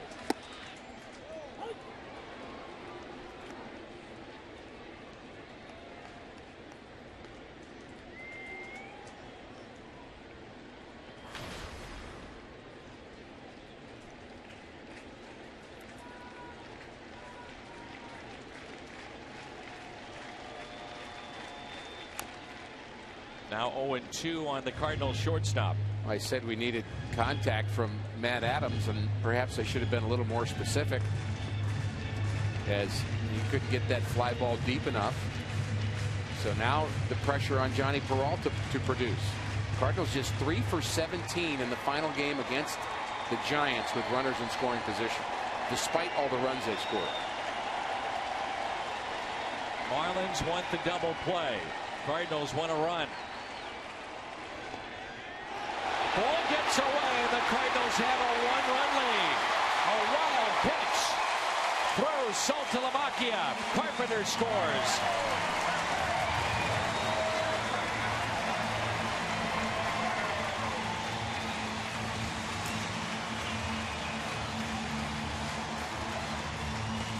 That comes under the category, you take them any way you can get them. Saltalamacchia tried to shift his body in front of that ball as best he could. It was a breaking ball, and it spun away from him. And Peralta signaling right away, come on, come on. Now Holiday's at second, and Peralta, good cut. No balls and 2 strikes. It's a slider down and away, kind of a little bit of a late break, and the ball just went between his arm and his body. It's a great example, and that was a wonderful picture about how when a ball is spinning right to left, it actually bounces back the other direction. Exactly. And his glove was in the right spot, but it kind of jumped up over his glove back to the right and good point. Got away. Yep. Such a tough play for the catcher. The Cardinals will take it. Outfield is deep. Big gap in left center. The 2-2 pitch to Johnny Peralta. Just missed. And it's 3-2. Eovaldi doing everything to keep his emotions in check as he thought he had a strikeout. And he did.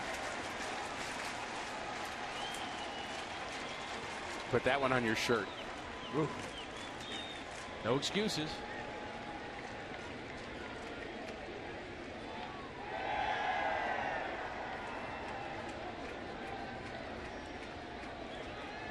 On 3-2, Peralta hits it out to deep left center field.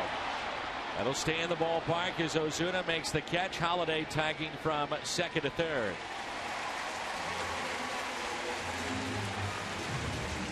Download the new McD app for great deals sent directly to your smartphone right now. Get a free large sandwich with any purchase just for downloading.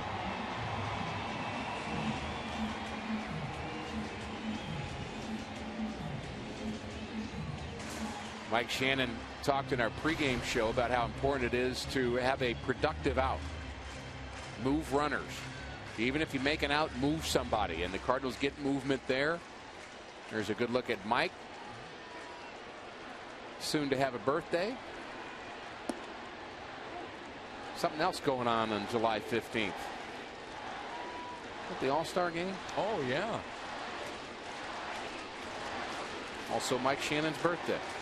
Number 75. Here's a 1-0 pitch to Molina. 2 balls and no strikes with Tavares on deck. But moving Holiday to third means another wild pitch is now another Cardinal run. And from the pitcher's point of view and the catcher's, maybe a little more hesitant to call that slider.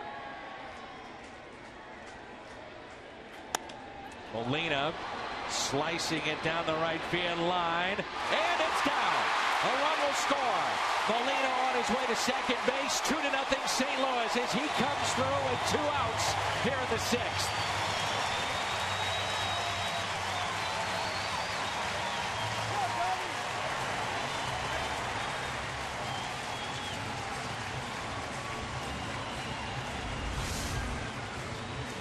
We've seen Yachty do this before, taking the ball the other way. Stanton could have caught that ball. Wouldn't have been easy, but he could have caught it and should have caught it. You're at a ballpark that more times than not you only play 3 times in. You have hardly any foul territory here at Busch Stadium. That's a tough play. But again, one at this level normally is made. Yeah, if he hits the wall loses. With him, you might be right. Cardinals will take it, though, 2-0, and here is Oscar Tavares. Tavares 0 for 2. You get the feeling that Oscar Tavares is just about set to unload and put one in the seats. 1 ball, 1 strike. May get that fastball again or a hanging slider, and Tavares with that high finish with the swing.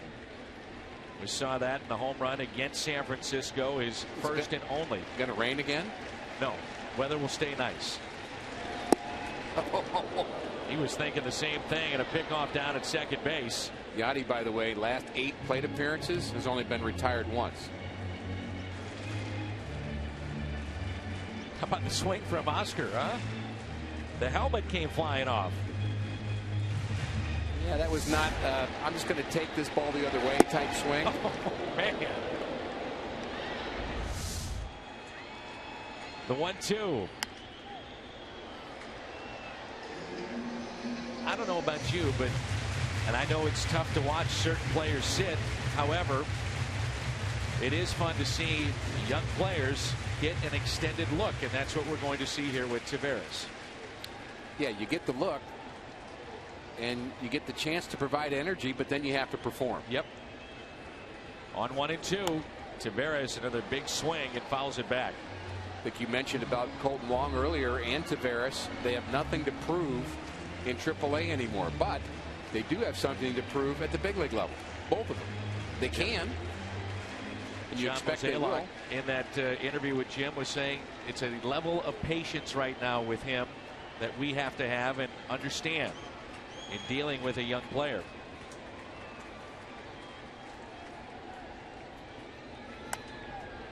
Good at bat here. I mean, that's a 97-mile-an-hour fastball. He's had 100 pitches. He's had a wild pitch this inning, and Taveras looks dialed in right now. He does.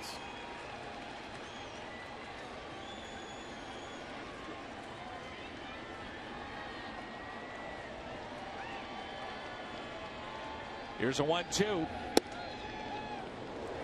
2-2. You don't win 2 minor league batting titles without knowing the strike zone and without having good at bats like Taveras is having here and having quick bats. You have to have a quick bat to be a top hitter, and he certainly has that. Here's a 2-2. And Taveras hits a fly ball out to right. Stanton on the move. He won't get that one either. Ground rule double. Oscar comes through. 3-0 St. Louis.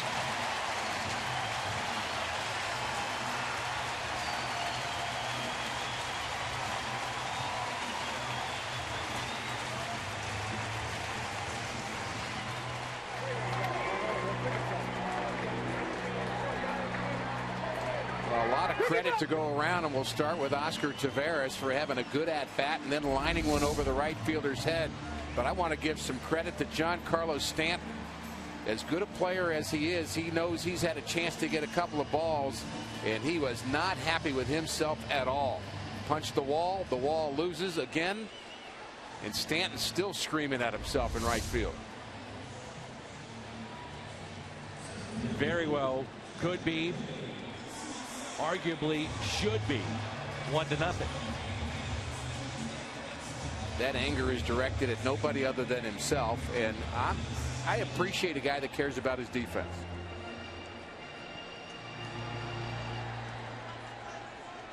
Now Jay. Twice he has flied to left. And from the Marlins point of view, they go out to visit with Eovaldi, a young right-hander, keep him calm. He's been frustrated with the strike zone, probably frustrated with 2 plays not made in right. The 1-0. 2 balls and no strikes. In the second play, a tougher play to actually catch it, but I thought he got a bad jump on it. He just didn't see it well off the bat.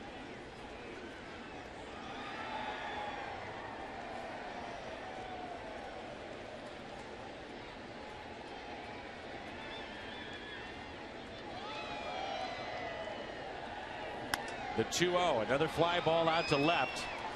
Yelich over near the line and makes the catch. A tough inning for Stanton in right. Sliding attempt on the Molina double came up short. That led to a run. Taveras out deep right. Missed that one too. Only thing that went wrong, Carpenter thought he had a home run. He still came around to score.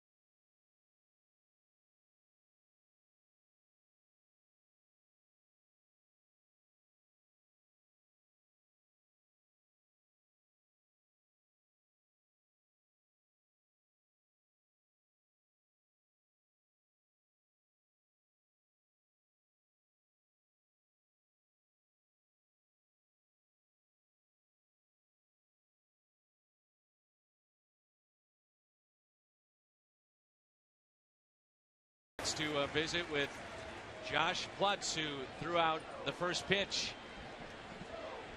And what a job he did. We thank him for his service. Honored to meet him. Honored to meet him. You bet. Very conscious of all who serve on this 4th of July. He's a part of Focus Marines Foundation. Focus Marines Foundation. We thank you for your service. Humbling, isn't it? To sure meet him? is. Yes, it is. 0-2 on Saltalamacchia. He told us he was a little nervous out there. He said there's a lot of pressure, and you know, he served in Afghanistan, so I don't consider this pressure, but he said it was a unique feeling being out there, and again, very, very thankful for his heart, his service. 1-2. And for us, our privilege, and again, humbled to have him in the booth. He said what an honor it is to be up here and have a chance to visit with you guys. I love Cardinal baseball. I think he's got it the other way around. Amen. Lynn doesn't get that call. Both pitchers have been a little frustrated with the strike zone in this ball game. Now a 3-run lead. Saltalamacchia, Ozuna, and Solano with the shift on here. Fouled back and a good cut. We saw in the break as well, outside of meeting Josh, but we had the chance to take a look inside the Marlins dugout. Giancarlo Stanton less than happy with himself. And Rick, you played this game a long time. You coached. Lynn doesn't get that call. You do appreciate anytime a major leaguer cares. Yeah, and you don't want to be necessarily just giving a guy credit for having a temper, or you know, that's not really the point. I saw passion from him, and I saw responsibility from him in that. I mean, defense isn't king in a lot of people's mind. It's all about the offense and the numbers, but Stanton wants to be more of a player than just a guy that hits home runs. I give him credit. Strikeout number 5 for Lance Lynn this week on Cardinals Kids. Fredberg flying around St. Louis. Andy Bennis, John Hewlett, all a part of it. Brought to you by SSM Cardinal Glenn Children's Medical Center. And you can see that tomorrow at 11 on Fox Sports Midwest. Marcell Ozuna 0-2. He's flied to right and also struck out.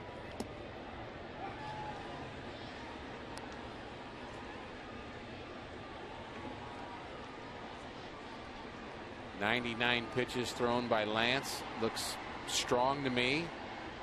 Working in the 7th. Action in the bullpen for the Cardinals. That's the 100th pitch that Yadier Molina has caught today, and he has soft hands. See him give and pull the glove towards his chest. It's always towards you, and I think of Dave Ricketts teaching that everything is pulled in slightly. You can't do it abruptly. If you do it abruptly, everybody knows you're framing the pitch. But if you have soft hands that are always working towards the center of your body, then you're a receiver. You're not just a catcher. 2-1. They talk about a catcher being quiet. Right. Molina, that term applies to him, is Freeman the lefty, Manus the righty getting loose. Lance Lynn due up second for the Cardinals. And we talk about a hitter only has 0.45 seconds to react and hit a baseball, and that's hard. But the catcher's got the same amount of time to get his hand in the right spot and to softly receive the baseball or block it in the case of Saltalamacchia last inning. So they've got a tough job too. Derek Lilliquist out to visit. Donovan Solano.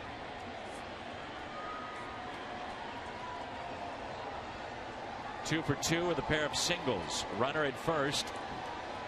Lynn trying to figure out where he's going with the double play. I think that was a fact-finding mission by Derek Lilliquist. Maybe a pretty one-sided conversation. Yeah, but maybe a little bit of a, what do I see in the eyes of Lance Lynn? And give him a chance to say something about a blister, or something about I don't feel right, or something about I'm tired. And If you don't hear any of those buzzwords, you just say, okay, here's what you do, and leave. That's bunted foul. The Marlins, when they play at home, the numbers will tell you that they average about 15,000 a night. Okay. Now think about the no-shows on tickets sold. I mean, there are times they're playing in front of 7, 8, 9,000 people in a big, spacious ballpark. And you look at this ballpark tonight, standing room only on the 4th of July here in St. Louis. And back to your question earlier, if you're the Marlins, if you trade Casey McGee, you'll still have 15,000. If you trade Stanton, you're going to have quite a few less. He's their marquee player right now. Good pitch. And Lance Lynn, after the visit by Derek Lilliquist, strikes out Solano. Sinking fastball. Look at that. Just last second darting down and in. No chance for Solano to get his hands inside that baseball, but you can't take it because that's the side of the plate that's been a strike all day. The pinch hitter is Justin Bour, their only lefty coming off the bench. And Reed Johnson, Jeff Mathis, Jeff Baker, and Jake Marisnik on the right side of the bench. And here's Justin Bour. So that'll be it for the pitcher Eovaldi. We'll see the Miami bullpen.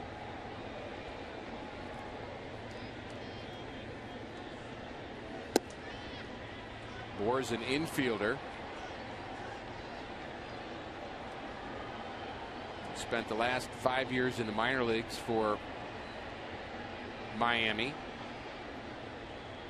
Has occasional power. Has a 23 home run season in the minor leagues.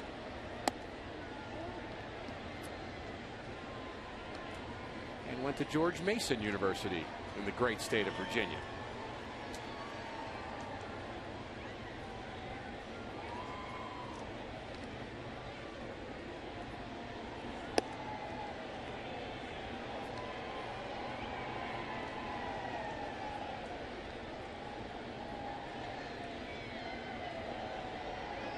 Dan and I have spent a lot of time between innings talking about the great contributions of the Virginia statesmen to our Declaration of Independence. We did.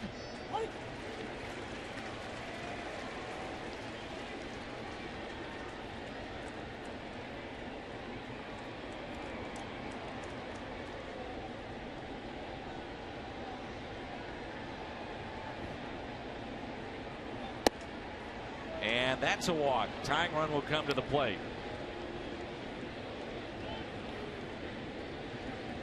And that'll be it for Lance Lynn.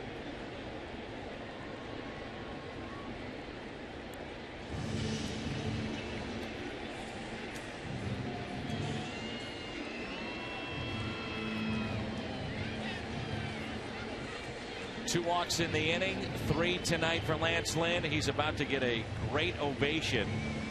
Very frustrated with the home plate umpire.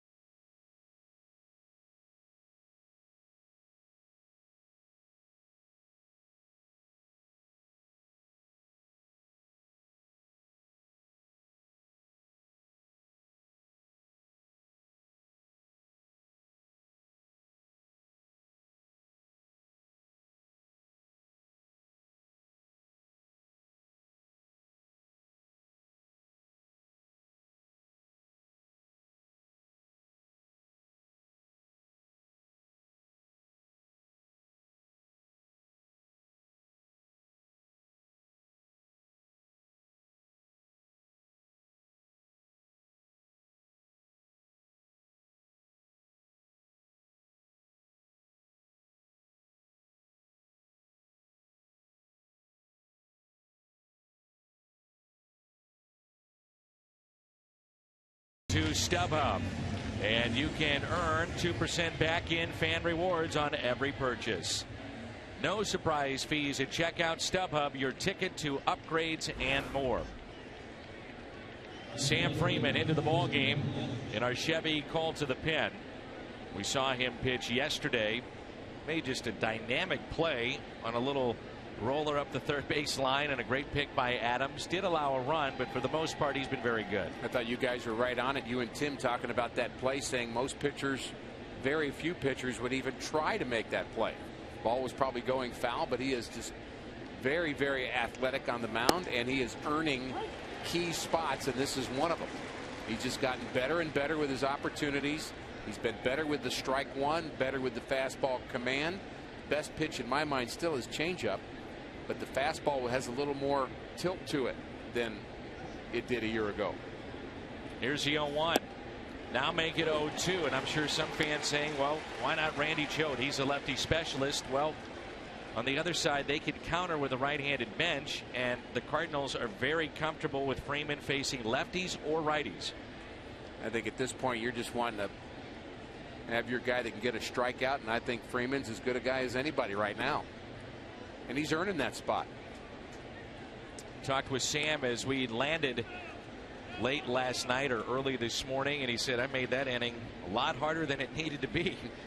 I said, but great play, and he's always so appreciative when you tell him. Oh my, you know, fun to be around, isn't it? He is. Good guy. 1-2 pitch. The breaking ball misses down and in. Yes sir, no sir.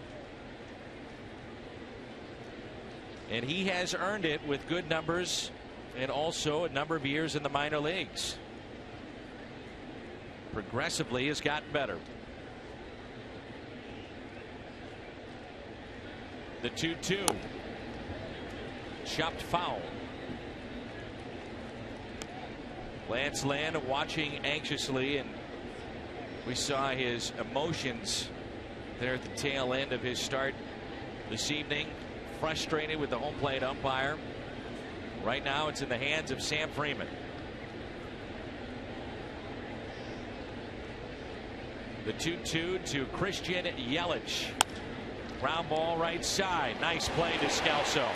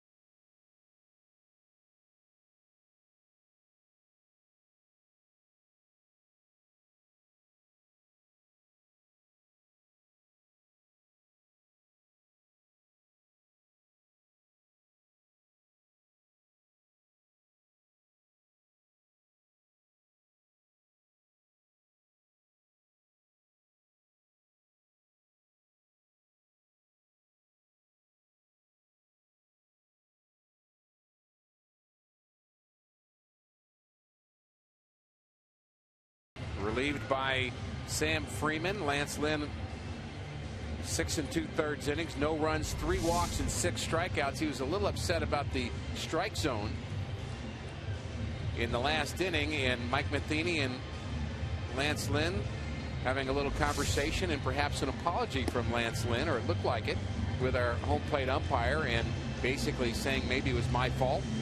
And you know, you pitch with emotion. Sometimes you see things the way you want to see it, and I think that's good that Mike Matheny was involved in maybe helping Lance Lynn get things right with the home plate umpire. Todd Tichenor is the home plate umpire as Dan Jennings will take over. A Chevy call to the pen, and again they're looking at the finger, and everything seems to be okay with that blister for Lynn. Tichenor, by the way, one of the youngest umpires in the game at 38. Great look there at the moment of relief that happens for a pitcher when you are locked in, and I mean locked in, from when you wake up in the morning till you get out there on the mound, till you get through your game, and then the minute you're done, the pressure of the world is off you, good, bad, or indifferent. You realize your day is done and you have the next few days off, and everything was kind of condensed into that 2-hour period, and it's just really almost you have nervous laughter at times. You get chatty. I'm not talking to you for 2 hours, but boy, I got a lot of things I wanted to say to you, Matt Adams, and now's the time. Here's a 1-1 pitch to Descalso. Made a nice play at second base to end the top half of this inning. You think about certain players you want late in games defensively. I'll take Daniel Descalso. He's got some guts, doesn't he? Sure does. I'm sure this has been a frustrating year for him. You know, you've got the addition of Ellis, you've got Colton Wong, who's emerged this year. Carpenter is at third, Peralta at short, so playing time has been tough to come by, but defensively, Daniel can always count on him. 3-2 the count. Frustrating year for Daniel, but he has some company in that Cardinal clubhouse. Again, many players not living up to their norm, but plenty of baseball left. This is game number 87 in the grind that we call a Major League Baseball season. 162 games in total. Up the middle and a base hit for Descalso. And he does it against the lefty. 1 for 3 tonight.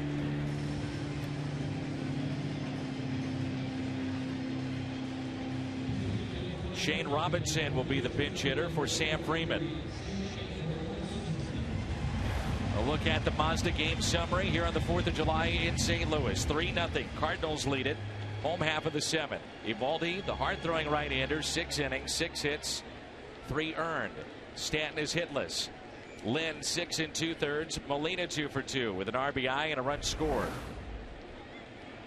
Robinson a pinch hit triple and an RBI off the bench in game 3 against San Francisco yesterday. Talked about the relief of a starter coming out of a game where you can relax, and I wonder how much relief Shane Robinson felt as he was rounding second, headed to third, realizing he got off of an 0 for 15. I mean, if you're a pinch hitter, you may not get a chance every game, every 3 games, let's say, and every at-bat really counts.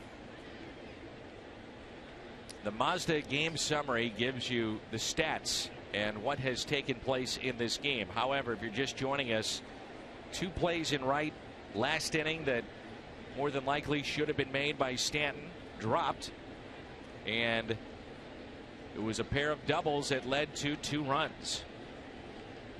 Cardinals benefited from the miscues of the Giants yesterday. Descalso, goodbye. Looking back into Robinson, you wonder if that was a hit and run. Didn't offer at it. I would think it would have to have been a hit and run. He did not have the quick break. The throw gets there in plenty of time. I would guess a missed sign.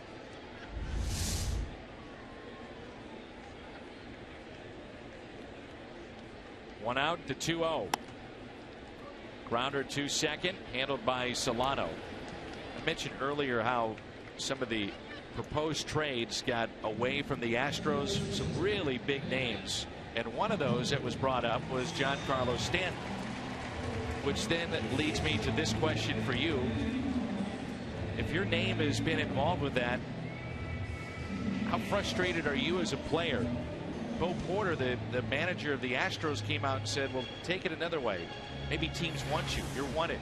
Take the positive look at it. Well, you also have to factor in the fact that your organization denies it, completely that those reports are true. They said, no, they're making that's their own internal thing.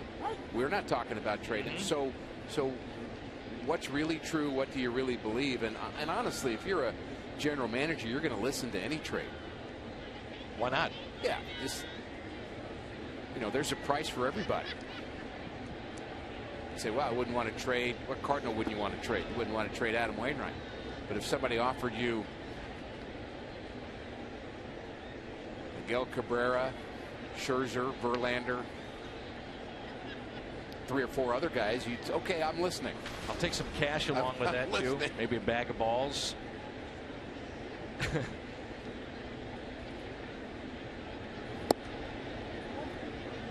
Yeah, it was interesting in looking at some of the names that were proposed in these deals, and as you're saying, and I think what the point is, you can ask for all you want. Doesn't mean that somebody has to say yes or no. I mean, it's up to the decision of these teams, but some of those seem to be fairly ridiculous. It's funny, you can Google some of the old time trades when baseball was just really getting its start in our country, and there were some trades that involved equipment. So literally a bag of balls and a manager, yeah, a bat. And there's a trade we won't forget. Ernie Broglio, Lou Brock.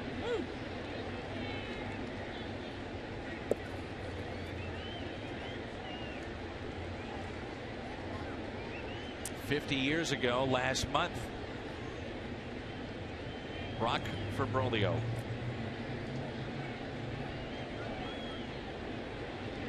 A 3-2 pitch to Matt Carpenter, who doubled off the top of the wall. Skies one into center field. Ozuna can't find it. Now goes back and does find it. Wow. This time of night, the early start time. Nightfall just about here. Tough sky, but he made the play.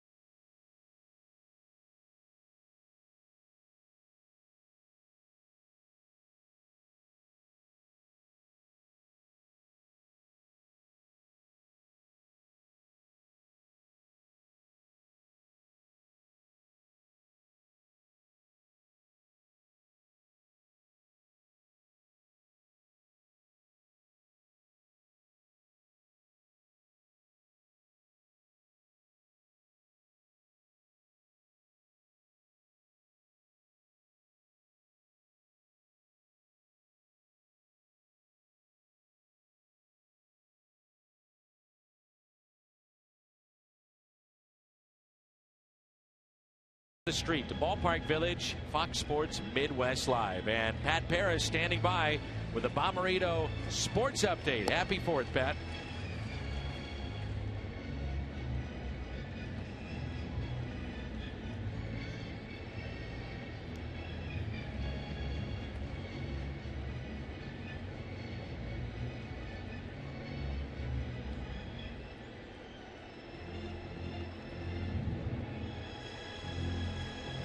Okay, guys, thanks. Pat Neshek, our Chevy, called to the pen.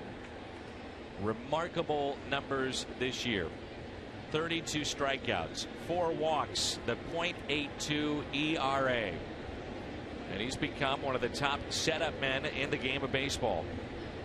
Always interesting to watch a bullpen evolve during a season. I mean, the guys you think are going to be 1, 2, 3 aren't always the guys that are there at the end of the season. Pat Neshek in spring training, we saw him quite a bit. You thought, well, very intriguing. The guy's got an interesting delivery. It's a different look than the guys throwing 98 like Martinez and Rosenthal out of the Cardinals pen and Segrist. In the box was Lucas trying to bunt his way on, 0-2. This is not the same pitcher that we saw in spring training. I mean, this is a guy that has added 2 to 3, maybe 4 miles an hour on a good fastball, low to at times mid-90s, and a slider that's as good as any against right-handers. Always time to break things down on the post-game show, and Al and Pat will do that about this game following this game. But we broke down actually the pitches of Neshek in terms of how often he uses that fastball specifically, and really extraordinary difference. And the change has resulted in him being more effective, and it makes the slider better because you have to be protective of that 92, or in that case 89 fastball in on the hands. You said that last year he threw it a handful of times, a fastball. He said against right-handers, put the house on it. It was going to be slider after slider after slider. The 1-2, there it is. Goodbye, the slider. Lucas strikes out, one away here in the 8th. And there's the difference. If that's the 5th slider you've seen in this at bat, he's going to be looking for it. He'll see that spin right out of the hands, and that's up a bit. Maybe that ball's raked somewhere, but he had to protect against the fastball. He had a couple of fastballs in on the hands, and he doesn't know it's a slider till right about now. Too late to react. Fastball to Stanton at a strike.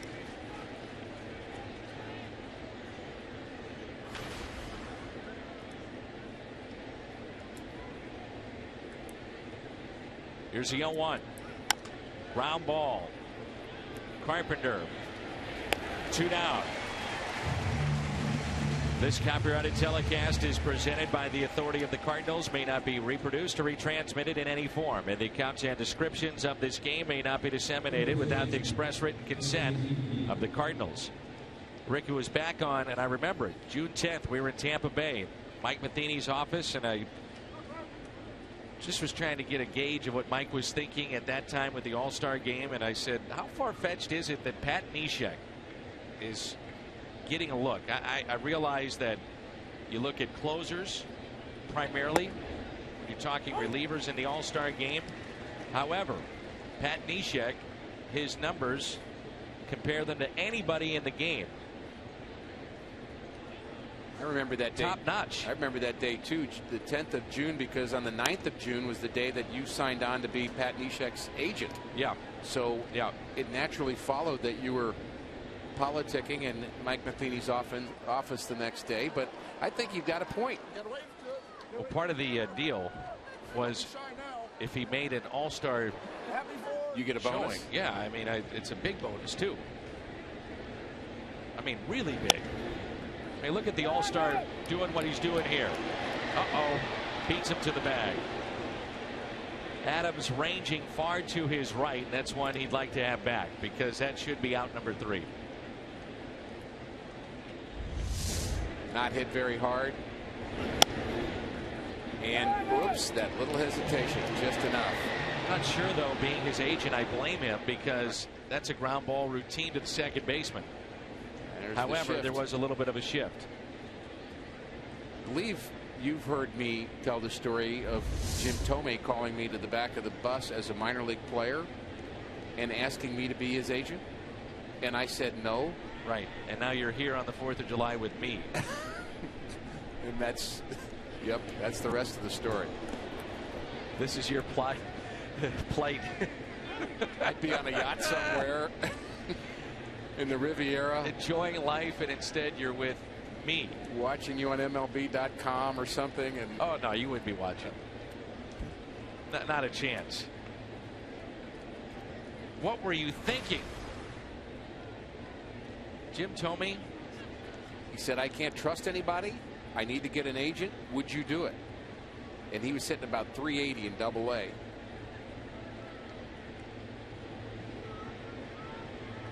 And I just made a bad career choice. Oh, man. Jim Thome, Hall of Famer? I think so. No link to PED's Hall of Fame numbers, certainly. Talk about hitting a baseball hard. Oh, my goodness. There's the changeup. He'll mix that in occasionally. You get the sense you can see it coming when he throws a changeup, but it doesn't matter because he throws it so slow. It's halfway between a normal changeup and almost an eephus pitch.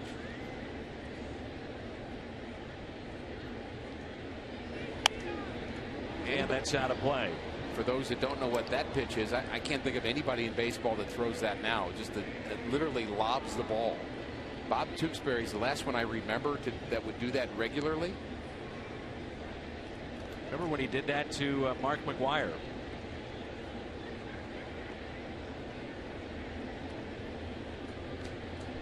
And it worked. 2-2 the count on Garrett Jones. Runner at second base. Slicing down the left field line, and it's foul. Jim Thome, if you're wondering, 22 years, 612 home runs, over 1,600 RBIs, just one shy, by the way, of 1,700. So he finished up with Baltimore, played 28 games with them in 2012. What were you thinking?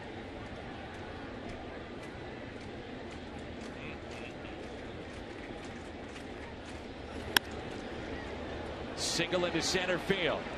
Throw by Jay. They'll hold the runner up. Bring the tying run to the plate.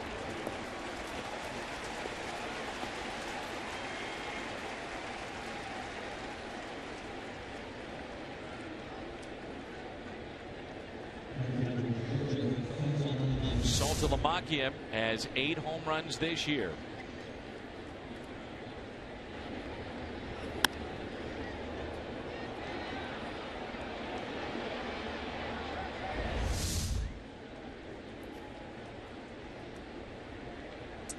Runners at the corners.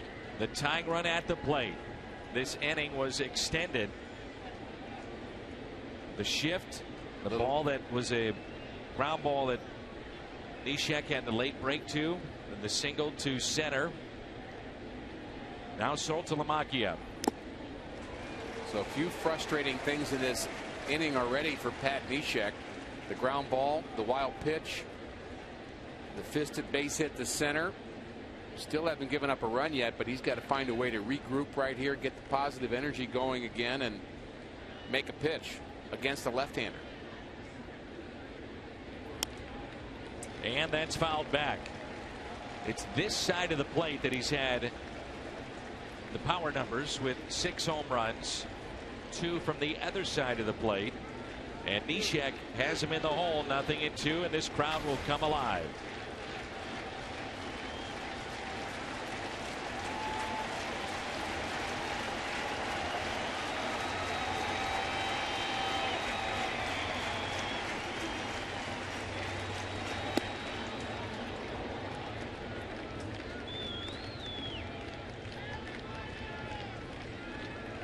An 0-2 pitch with a veteran pitcher almost always has a purpose to it. 0-2 wasted high. Does that mean he'll go down in the zone as a follow-up? Strikeout of Saltalamacchia. Neshek strands 2.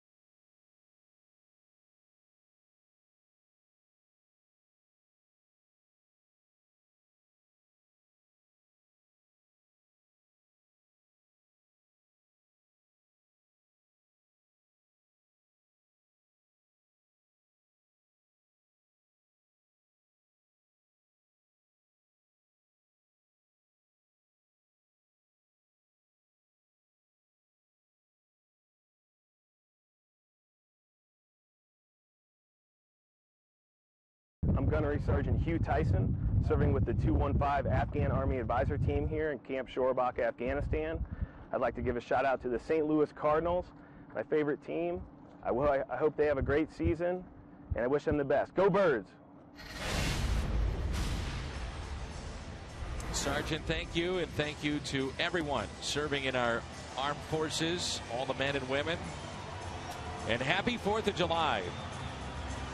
We're in St. Louis, Busch Stadium, along with Rick Horton, Dan McLaughlin, Jim Hayes as well, and Sam Dyson, 25-year-old right-hander, and a Chevy Colt to the pen, is into the ball game for the Miami Marlins. Dyson had a chance to be a big leaguer his first year in professional baseball. Came out of University of South Carolina and got called up by the Blue Jays and pitched a couple of games when he was still learning pro ball, and after an arm injury he was claimed off waivers and a part of a very young Marlins staff, very high ceiling Marlins organization, and we haven't talked about their best player yet, who's hurt, Mr. Fernandez. We've talked about some of the hurt players on the offensive side, but what a big miss that is. Huge.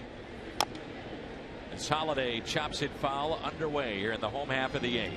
We saw him last year, Dan. We saw him in spring training too, but I remember you saying specifically that's the best pitcher in baseball right now.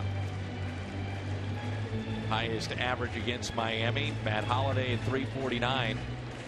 I remember it. You and I did a game. It was a Friday night in Miami. Yep.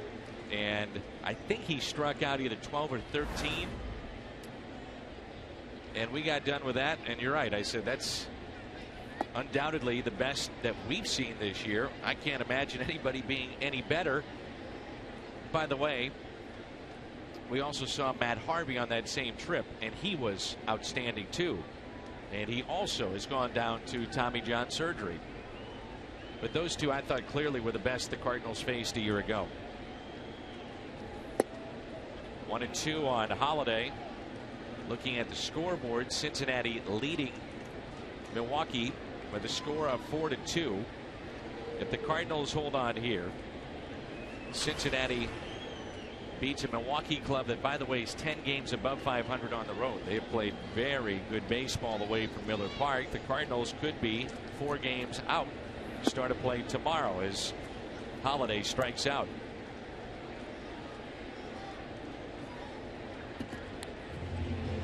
Let's turn to our Nissan drive of the game. This is off the bat of Matt Carpenter. He thought it was a home run. It hit off the top of the wall. It was reviewed. Regardless, it's the Nissan drive of the game, and Carpenter came in to score, part of a 3-run inning.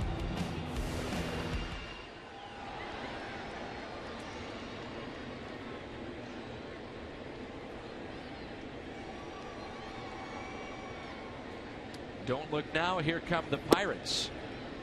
Started play 6.5 games back. The Pirates beat the Phillies 8-2. Rick, since the addition of Gregory Polanco, he made his debut. As Adams grounds it to short, their outfielders have 89 hits. And that is 8 more than any other trio in baseball since that time. He has made a big impact. A reminder that baseball is brought to you by Bud Light Live, the perfect beer for whatever happens. And by Ford, the official cars and trucks of the St. Louis Cardinals. They were looking for a spark, and they've gotten it out of Polanco. 2 outs. Here's Peralta. I don't think it's beyond the realm of possibility when the story is written on the Cardinals 2014 season that you don't say that Oscar Taveras provided great excitement for the Cardinals offense and helped them turn things around. I think that's just as possible. Polanco and Taveras both highly prized prospects in the minor leagues, and Polanco started off in the right direction, but he's also in part of a lineup that's doing well. And you think about Taveras coming into a lineup that's still trying to find its way. But if the lineup finds its way and Taveras does what we think he can do, he may be a big part of this Cardinals story this year. I still think before it's all said and done, Colton Wong could be a huge part of a team that, you know, obviously they don't hit a lot of home runs. There's not a lot of speed, but he does give you an element of excitement, speed. Who knows? I agree. We've seen flashes of that. We certainly have. 1-2 the count on Peralta. I think that's what, again, I mentioned it earlier, the frustrating thing from the Cardinals' point of view as you look at Tavares learning from the right guy, John Mabry. You look at, well, where is the Cardinals' offense lacking? What position do you need to replace? You kind of say, well, there's not a glaring hole anywhere. It's just everybody needs to be better. Again, 10% better, 15% better. And that's not just in average, that's in production with runners in scoring position. You'd like to see more power from the corner positions than we've seen. And maybe it's coming.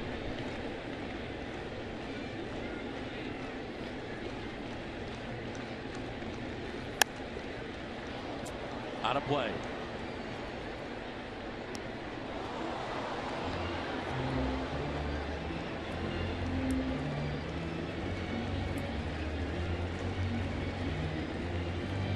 Huge crowd here on the 4th of July at Busch Stadium. Fireworks after the game tonight.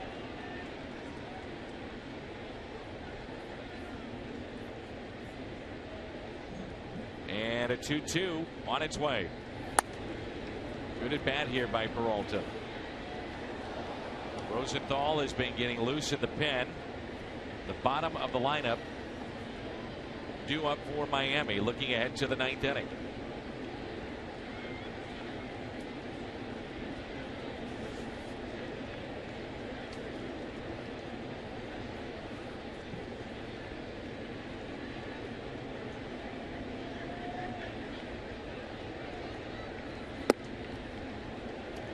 Three and two. I think, Dan, back at that Cardinal 3-run 6th inning and the importance of the Matt Holliday base hit in that inning. Yes, Holliday came up with the runner on already. That was Carpenter who led off with a double, but Holliday made that inning even more dangerous with his base hit to make it 1st and 3rd, no out. So he doesn't get a RBI with that, but I think those middle hits really matter. Cardinals capitalizing then on the fly balls by Stanton.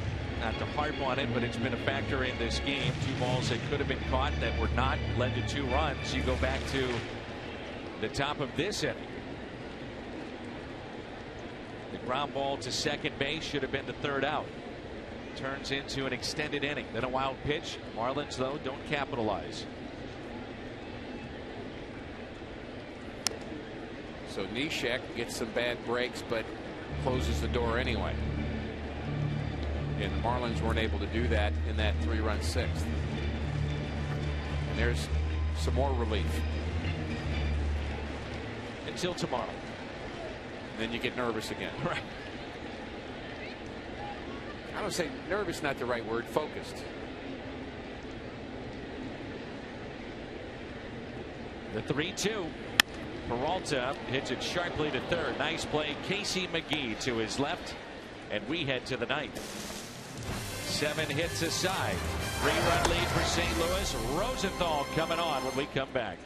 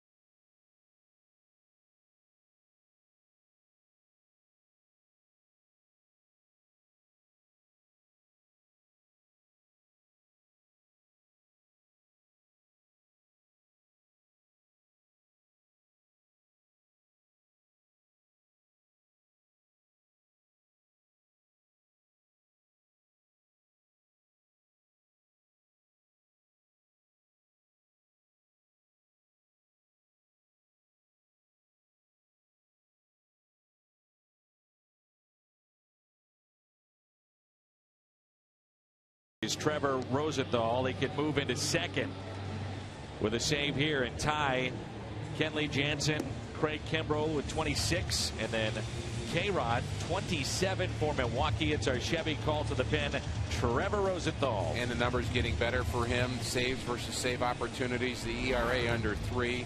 Trevor having a very, very good last couple of months. Player of the game is Lance Lynn. Presented by Budweiser. 6 2/3, 5 hits, no runs, walked 3, struck out 6, 112 pitches, and a chance for Lance Lynn to pick up win number 9. Marcell Ozuna, then Donovan Solano, and a pinch hitter for the Miami Marlins. The first pitch by Trevor is taken for a ball. Ozuna against Rosenthal, hitless in 2 plate appearances, and he's 0 for 2 tonight with a strikeout and a walk. Our crowd tonight, 46,131, 46131. Nothing in 2. Check that, 1 and 2. I think Trevor's gotten a better mix with his pitches in the last couple of months. You just see more of a flow between his changeup and his fastball when he uses them. They seem more set up. His command seems better. He has been throwing a tad bit harder too, on top of what already was 96, 97. The 2-2, little chopper. Rosenthal, bare hands, no play. Leadoff man is on.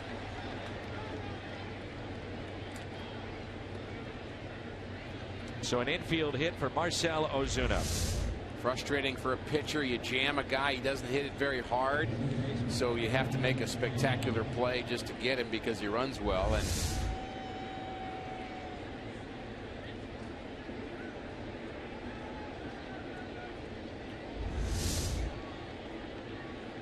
there's the replay. There's Rosenthal missing it, and you see Descalso in the background, going to back up first base. Everybody on the move. That's one of the things you do when you come to the ballpark. Watch how everybody moves.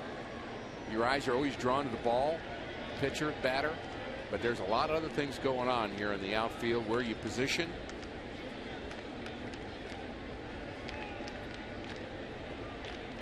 Donovan Solano, the 1-0 pitch. 1 ball, 1 strike. Chapman gets the save. It's now a final. Reds beat the Brewers 4-2.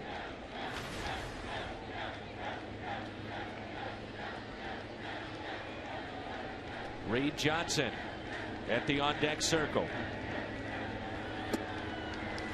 1 ball and 2 strikes.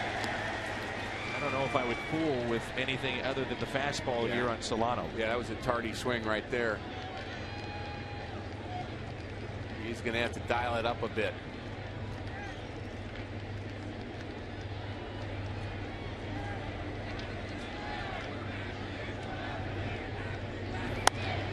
On a play, then pitch at 97. You mentioned the curveball and the changeup. In this particular at bat, you throw a changeup, you may be doing him a favor. Could be. We'll Talk see. about certain hitters that have slider speed bats, and the point is you try to stay away from that, because if you can bury him with fastballs, just do it. But he does come with the changeup, down and in, and what pitchers will talk about in that case, and pitching coaches, they'll say what you're doing is you're speeding up their bat. He's got a slow bat, and you throw him a slow pitch, and he's on it. What you've done is you've essentially sped up his bat. The 1-2.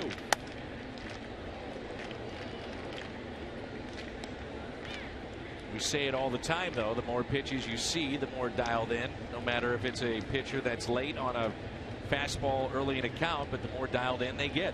Not going to be late forever. He's a big leaguer. Exactly. These guys can hit.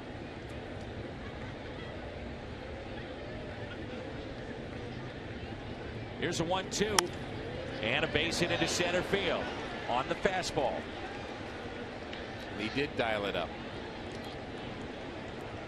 A 3-hit night for Donovan Solano.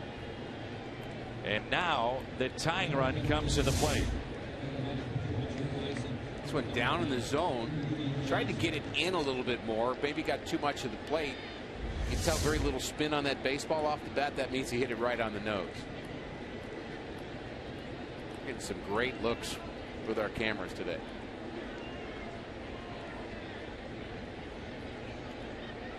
Marlins.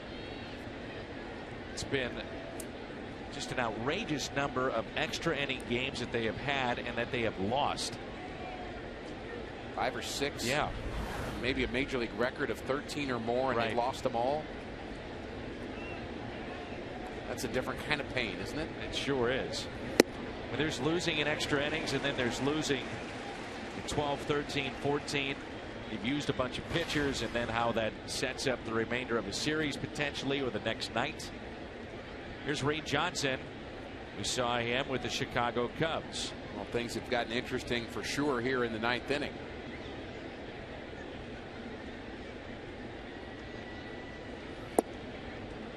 One ball, one strike. And Dan, the worst part of that is you're getting production here, even though it's an infield hit and then a hard hit up the middle from the bottom part of the order. I think where you're going with this is Giancarlo Stanton. And even Yelich. Yep. That's a bat you worry about too now. 1 ball and 2 strikes. Reed Johnson for 10 years in the big leagues.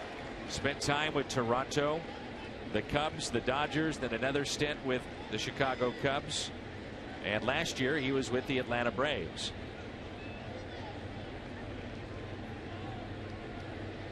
'17th round pick all the way back in 1999. Here's a 1-2. Blocked. Runner will advance. Ozuna from second to third.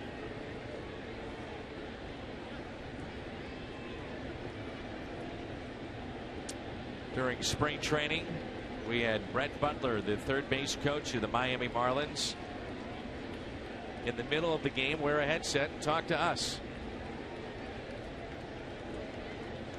Nice to visit with him. Longtime major leaguer. Terrific leadoff batter.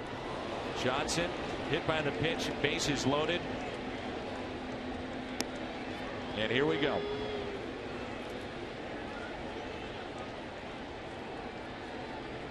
It's one of those things, Rick, I don't know if you felt this way, as Mike Matheny is out to visit. Strictly it's a visit. It was a changeup that got away. Nobody's throwing in the Cardinal bullpen, but that infield hit against a closer, sometimes you just get that uneasy feeling.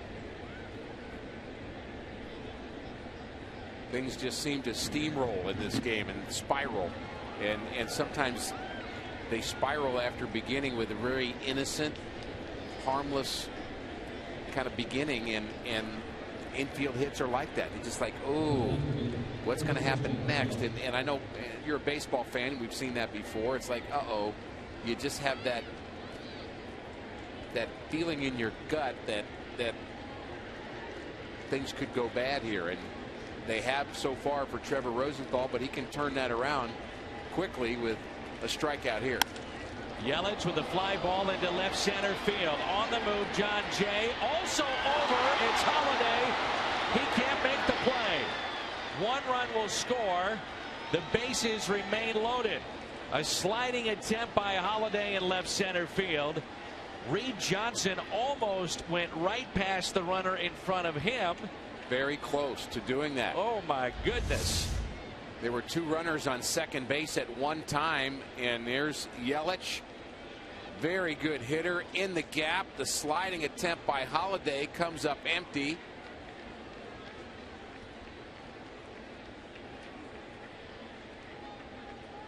And I think Mike Matheny is going to ask about the runners in that scenario that we just talked about.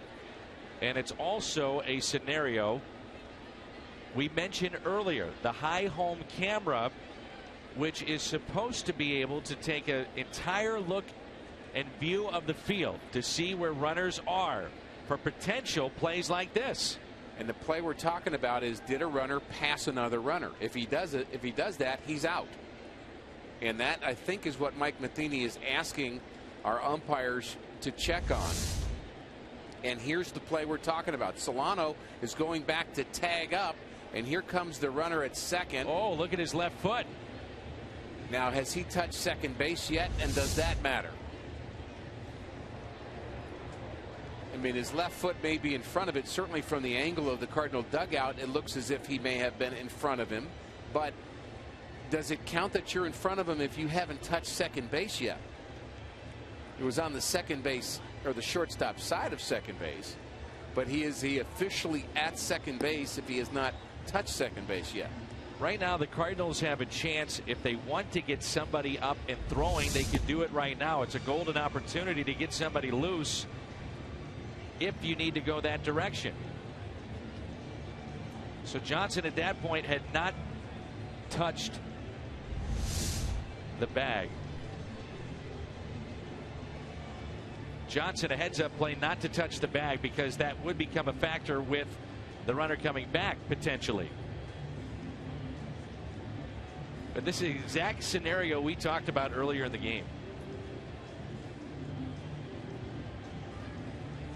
They're going to get a lot of views of this, and going a little longer than I would have thought, too. Again, nobody throwing in the Cardinals' pen. But Trevor Rosenthal having to continue to throw. I think Mike Matheny is basically saying this is Trevor's game one way or the other. And I'm okay with that, with the closer. Sure. But things have not happened positively yet for Trevor. But he's got the kind of stuff where he can certainly turn it around.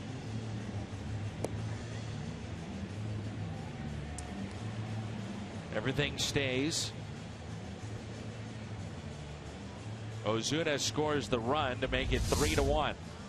Here's the play in question again.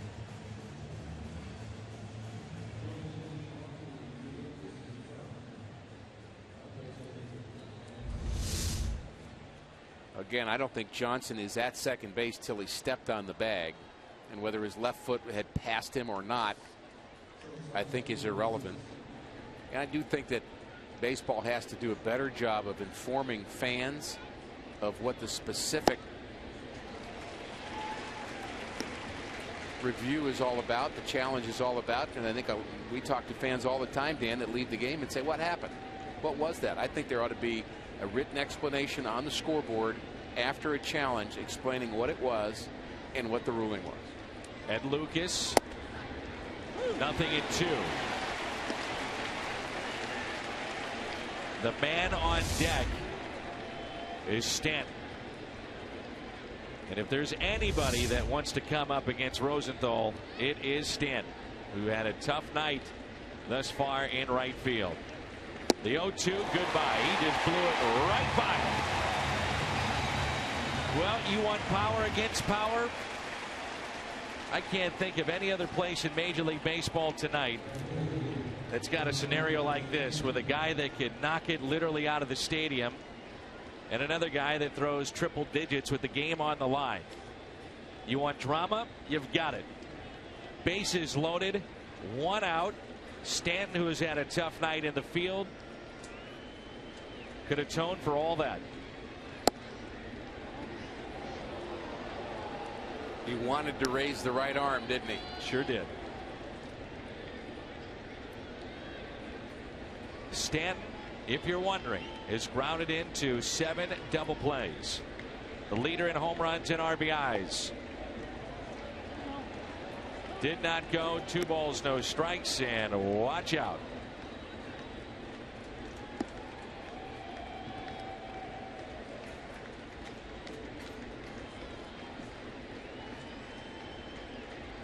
Rosenthal trying to close it out for Lynn and the Cardinals. A 2-0 pitch. 3-0.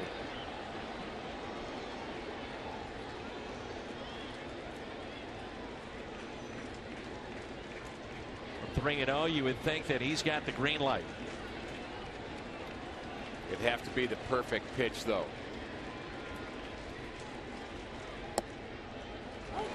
Over the changeup. A 3-0 and the base is loaded.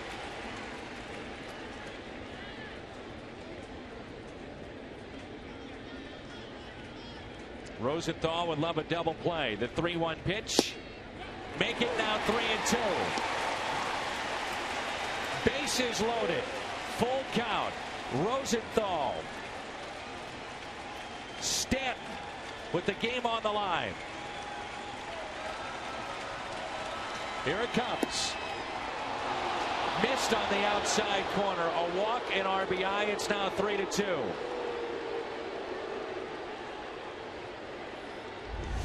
Such a tough pitch to take just off the plate.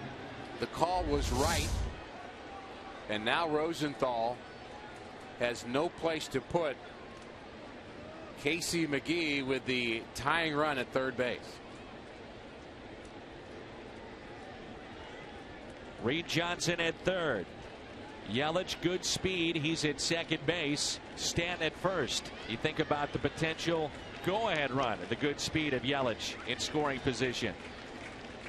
McGee with 2 hits tonight and a walk. Fastball and a strike. You know what I always hope for, Dan, in this situation? My favorite double play. 1, 2, 3. Outside pitch, roll over. One hopper to Rosenthal. McGee has grounded into 14 double plays, and he hits that one out of play. 0-2. Inning started with an infield hit. Then a base hit. Hit by pitch. A drop ball and left and a good effort by Holiday. That scored a run. Strikeout of Lucas. Walk with the bases loaded to Stanton. And now 0-2 on Casey McGee.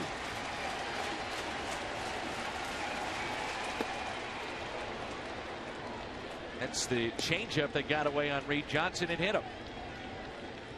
He's thrown some good ones, and he's thrown some bad ones. His most inconsistent pitch this inning. Will he come back with it 1-2, or will he come with the fastball up and in? Here's a 1-2. Ground ball. Out at second. Can they turn it? He got him! And the Cardinals win it! 15 double plays. He's grounded into. Started by Carpenter. You want fireworks? We got him. 3-2 the final.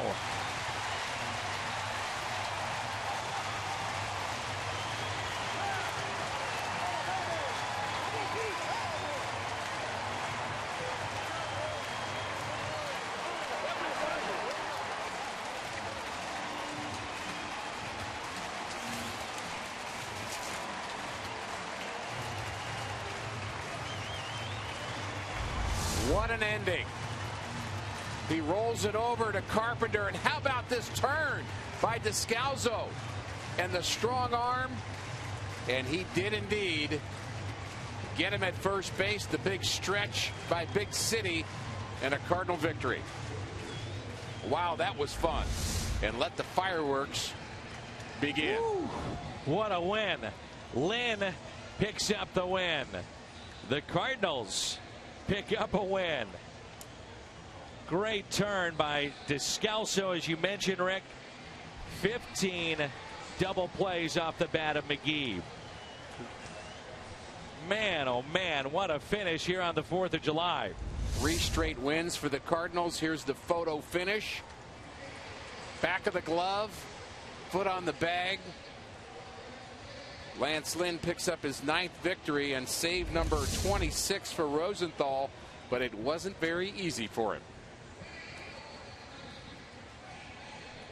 Oscar Taveras had an RBI double in this game, and we send it down to Jim Hayes standing by with Oscar. Jimmy, go ahead. All right, we're with Oscar Taveras, who had an RBI double in this one. First, how has the learning curve been for you in your second stint with the big club? How much more are you picking up? Oh, that was good. That was awesome. You know, this last at bat, you know, take a good swing, you know, a good pitch for hitting. You know, I feel so happy. You know, the team winner. So that was nice. Doing my job, doing my 100% in the field, and that was good. Evaldi had kept you guys off the scoreboard through 5. You guys get 3 in the 6th. Did you guys adjust to what he was doing? Oh yeah, no, coach, no, you know, that was I know, good pitch right there for him, you know that. So yeah, that was good. So we try to hit ball good, you know, try to hit the ball hard, you know, keep it all jolly, going to the score. Your second time around with the big club, what did you learn in the first stint with the Cardinals that's helping you now? Oh, you know, that was, I don't know much to say, you know, that's why I'm so happy to be here. Again, you know, the team call up. Again, you know, doing my best you can do and doing my 100%. Thank you, Oscar. You're welcome. All right, guys, Oscar Taveras. Well, he's given 100%, and he helps to a Cardinal win. A win with a double play. Man, oh man. What a ball game. Outstanding game. Trevor finishes it off. Lynn, the winner. Whew, we can breathe now. Post game next.